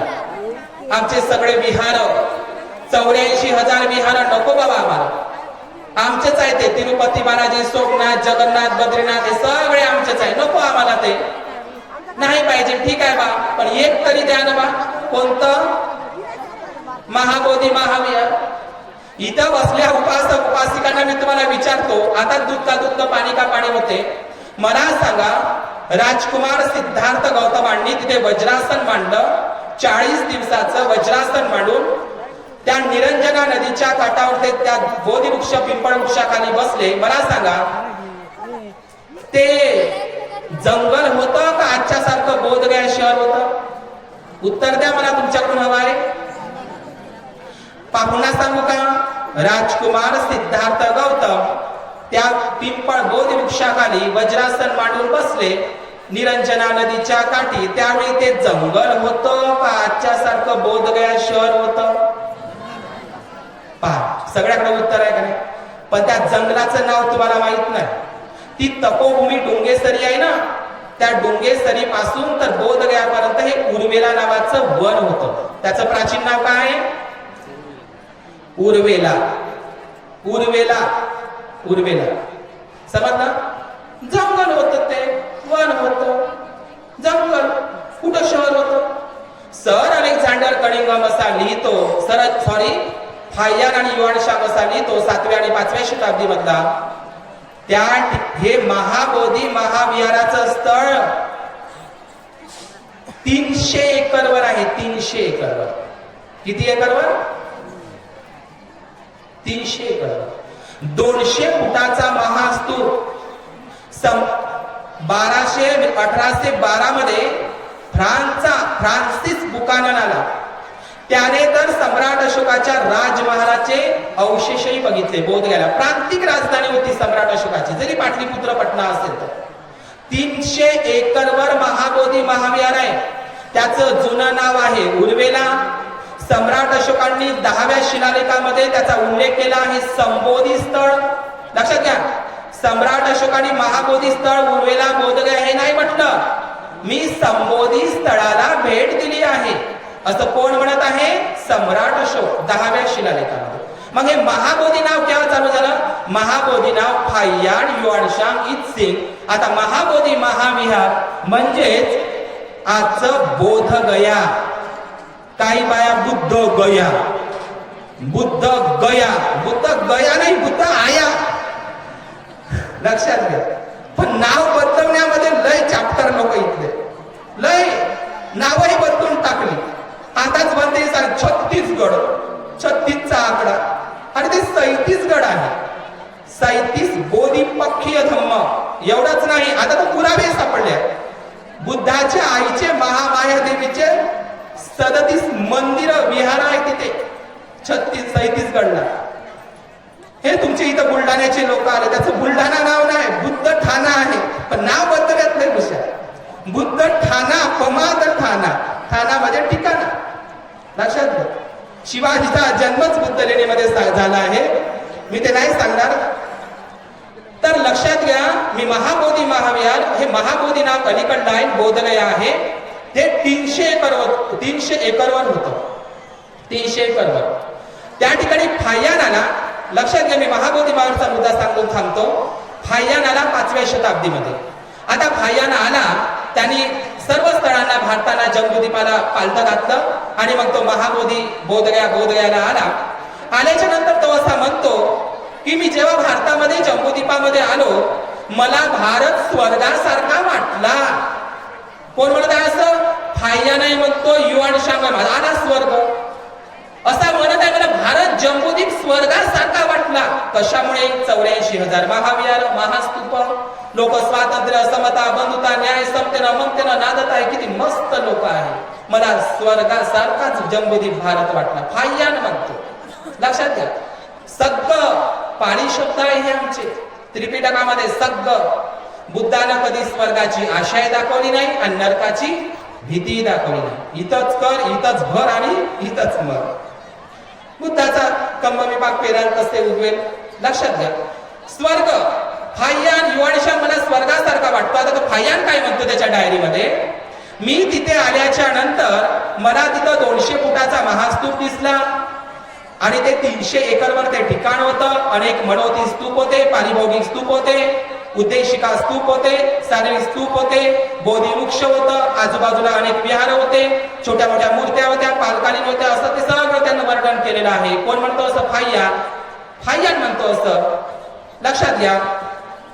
तर त्यांनी मात्र हे वर्णन केलं नाही तिथं का मी जेव्हा महाबोधी महाविहाराला भेट दिली, फाय्यानं मला म्हणते त्या ठिकाणी बुद्धाशिवाय काहीच दिसलं नाही. हे म्हणते आमचे शिवलिंग होतं तिथं. सांगा आता, तिथं 5 पांडवही बनवले तर बना. तिच्याच बुद्धाच्या मूर्त्या घेतल्या आणि त्यानेच साड्या चुनऱ्या घालून दिल्या आणि डोळे बसवून दिले चांदीचे. पहा, तिच्याच मूर्त्या, तिचाच मनोती स्तूप घेतला पानकाळातला, त्याचा कॉन्व्हेंट डेटिंग आहे, त्याला मनोती स्तूप बनवलं, शिवलिंग म्हणून पूजत आहे. आता तर अलीकडे गाराची छोटीशी रामाची मूर्ती बसवली, पुन्हा अन्नपूर्णा देवी बसवली. आता अन्नपूर्णाचा इतिहास सापडतो, कारण सुजाताची जी दासी होती तिचं नाव पुन्हा होतं ना, अन्नपूर्णा. तीच आहे बोधगया, बकरोर. ते सुजाताचं गाव जवळच आहे. सुजाताकडे तुम्ही जाता, अन्नपूर्णा, तिचं नाव अन्नपूर्णाच आहे. जाऊ दे, मी सांगणार नाही. तर तिथं आता फाय्यानं जर बघितलं असतं तिथं, हे लोक म्हणते आमचे 5000 वर्षापूर्वीचे तिथं आहे देवठाणं बांधलेले. मग फाह्यानं न्या लागत होतं ना, म्हणे तिथं शिवलिंग दिसलं, 5 पांडव दिसले, अन्नपूर्णा दिसली, शिवलिंग दिसलं, रामाची मूर्ती दिसली, गणपती दिसला आणि विष्णू दिसला. काऊन नाही लिहिलं? मग आला युआन शांग 7व्या शताब्दीमध्ये, इत्सिंग आला 8व्या शताब्दीमध्ये, हायचो आला कोरियाचा, त्यांनी लिहिलं आम्हाला त्या ठिकाणी शिवलिंग दिसली नाही, काहीच दिसलं नाही, आम्हाला फक्त काय दिसलं तिथं? बुद्ध दिसला. आणि हे लोक म्हणतात आमचं तिथं आहे. बरं आहे तर आहे, तिथं आहे. आमचा प्रश्न कोणता आहे? जगभरातले लोक, आताच भंतेजीनं उल्लेख केलेला आहे, अश्वघोषाचं बुद्ध चरित्र नावाचं पुस्तक आहे, सौंदरानंद.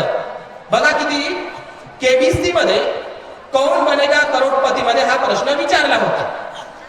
आता कोणता प्रश्न विचारला? आता ते मी अश्वघोषाच्या साहित्यामधलं ती ओळ आहे बघा, काय किती मस्त म्हटलेलं आहे. ती ओळ अश्वघोषानं कौतुक केलेलं आहे की जगामध्ये जेव्हा भूकंप होईल, हे धरणीकंप होईल, असे हालेल, परंतु एक ठिकाण मात्र कधीही नष्ट होणार नाही. कोणतं? हे अश्वघोषलेच आहे बुद्ध चरित्र.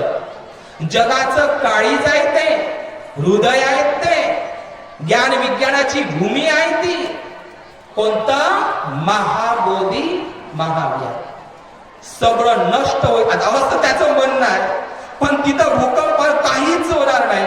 पण नाही झालं, पण नष्ट केलं. आज जे तुम्हाला महाबोधी महाविहार दिसते, अनेक लोकांमध्ये भ्रम आहे, तो भ्रम काढून टाका. आमच्यासोबत काही उपासक उपासिका येतात, कधी आम्ही बुद्धगयाला गेलं अशा काव काव काव काव काव काव करतात. एक बाई तर म्हणे नुसत्या विटाच्या भट्ट्यात दाखवायला आणल्या म्हणे भक्तजीला.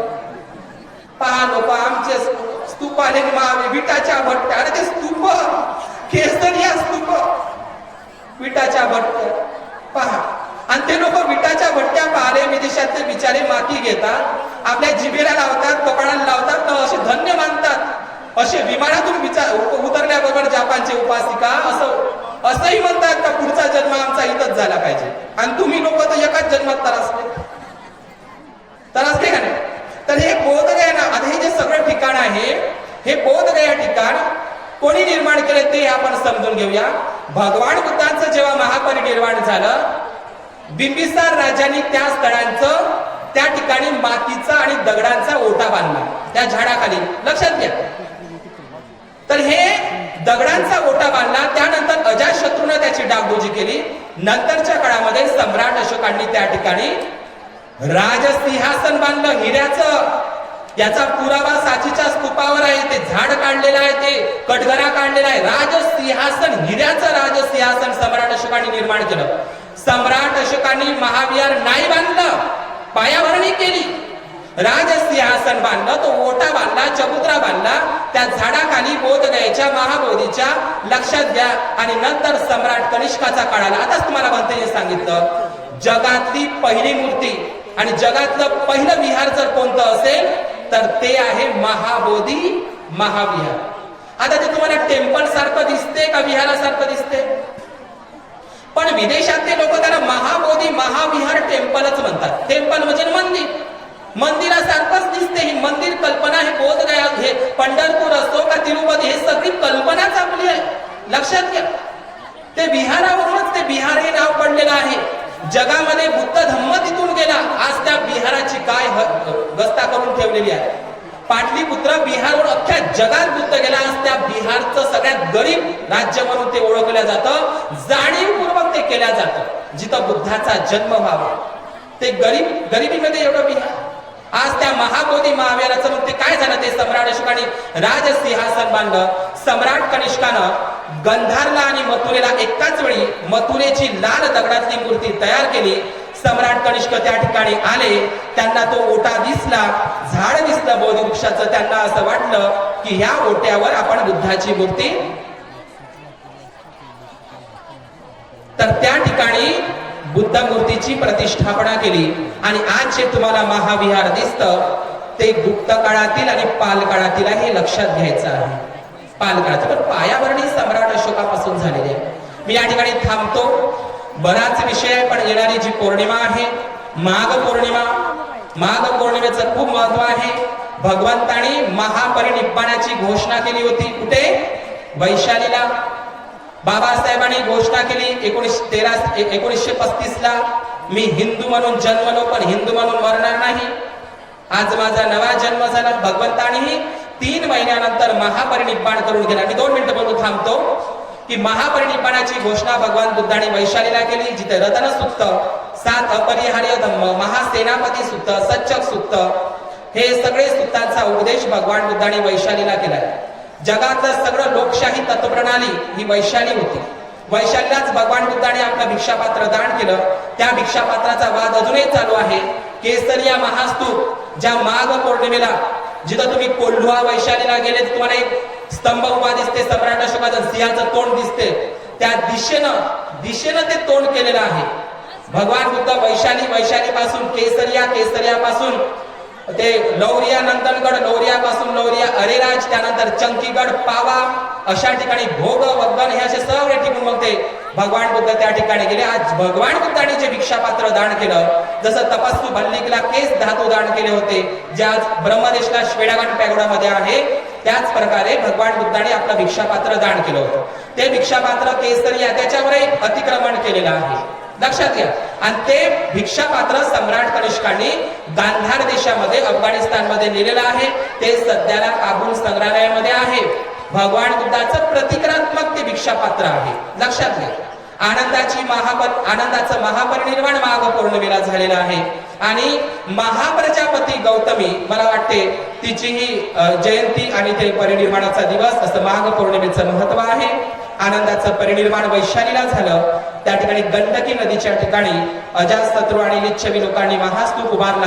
आनंदाचं खूप मोठं, मी आनंदाचे ते 8 नियम सांगेल, तर एक विषय मी सांगणार नाही. आनंदासारखा गुड मॅनेजर, उपस्थापक, ज्याने 8 नियम लागू केले, 82,000 सुक्त त्याच्या पाठ होते. बरं झालं आनंद हा उपस्थापक होता, त्यांनी कंठस्थ करून ठेवले, पाठ करून ठेवले. जर 160 सुक्त अनाथ पिंडकाला पाठ असतील तर आनंदाचं खूप मोठी भूमिका आहे की आज आम्हाला बोलता येतं, एवढे ग्रंथ तयार झाले. आनंदानं 84,000 सुक्त, 82,000 काही अलग भिक्खूंचे होते 84 पैकी, तर हे 82,000 सुक्ताचं संगायन आनंदानेच केलेलं होतं. आनंदाचं खूप मोठा आहे. आनंद म्हणत होते, भगवंता हे 8 नियम पाळा. सगळे लोक म्हणत होते सारीपुत्त आणि महामोगलांना की निवड होऊ दे यांची बुद्धाच्या सेवेसाठी.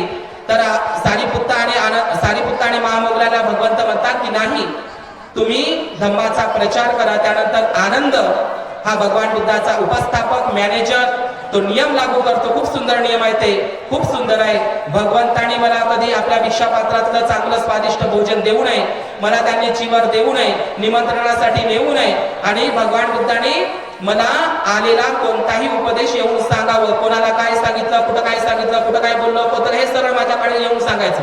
जसे लोक आता मोदीच्या मागे फिरतात का नाही, बरं लागत का मोदी तिकडे जातात, तिथं थांबतो, भवतु सब्ब मंगल, भवतु सब्ब मंगल. हे आमचं जंगलावर अतिक्रमण आहे, समजलं. पुढच्या वर्षी भीमा कोरेगाव ते पंढरपूरची रॅली आहे. पुढच्या वर्षी तुम्हाला चालायचं आहे. सिद्धनाथ महाराजच्या ठिकाणी 18 किलोची तलवार आहे तिथं, सिद्धनाथ महाराजची. आता वेळ आलेली आहे ती, समजलं. आम्ही रक्त सांडवणारी माणसं आहे. मी तुम्हाला सांगते, पुढच्या वर्षी कळंबी हे सांगलीमध्ये सिद्धनाथ महाराजचं गाव आहे, तिथे चिलखत आहे आणि 18 किलोची तलवार आहे. पुढच्या वर्षीची भंतेची पदयात्रा कळंबी सांगलीवरून ते भीमा कोरेगाव दिशेने निघणार आहे. आमच्यासोबत तलवार असणार आहे 18 किलोची, पाहिले या. पुढच्या वर्षी सिद्धनाथ महाराजची तलवार तुम्हाला पाहायला भेटेल पदयात्रेत. आम्ही तलवार हातात राहणार नाही, लोकांना ते दिसावी म्हणून. ज्या तलवारीनं 56 कापले, आता ती वेळ आली. तुम्हाला म्हणलं 56 तुम्ही काय आता काही कापू शकत नाही, तुमच्यामध्ये ताकद नाही. संभाजी भिडेला शिवाय देतो आम्ही, संभाजी भिडेच माणूस चांगला आहे, या वयातही मस्त फिरत आहे आणि तुमचे गुडघे बाबाशे. मी थांबतो, बहुत सब्बा बघला, बहुत सब्बा.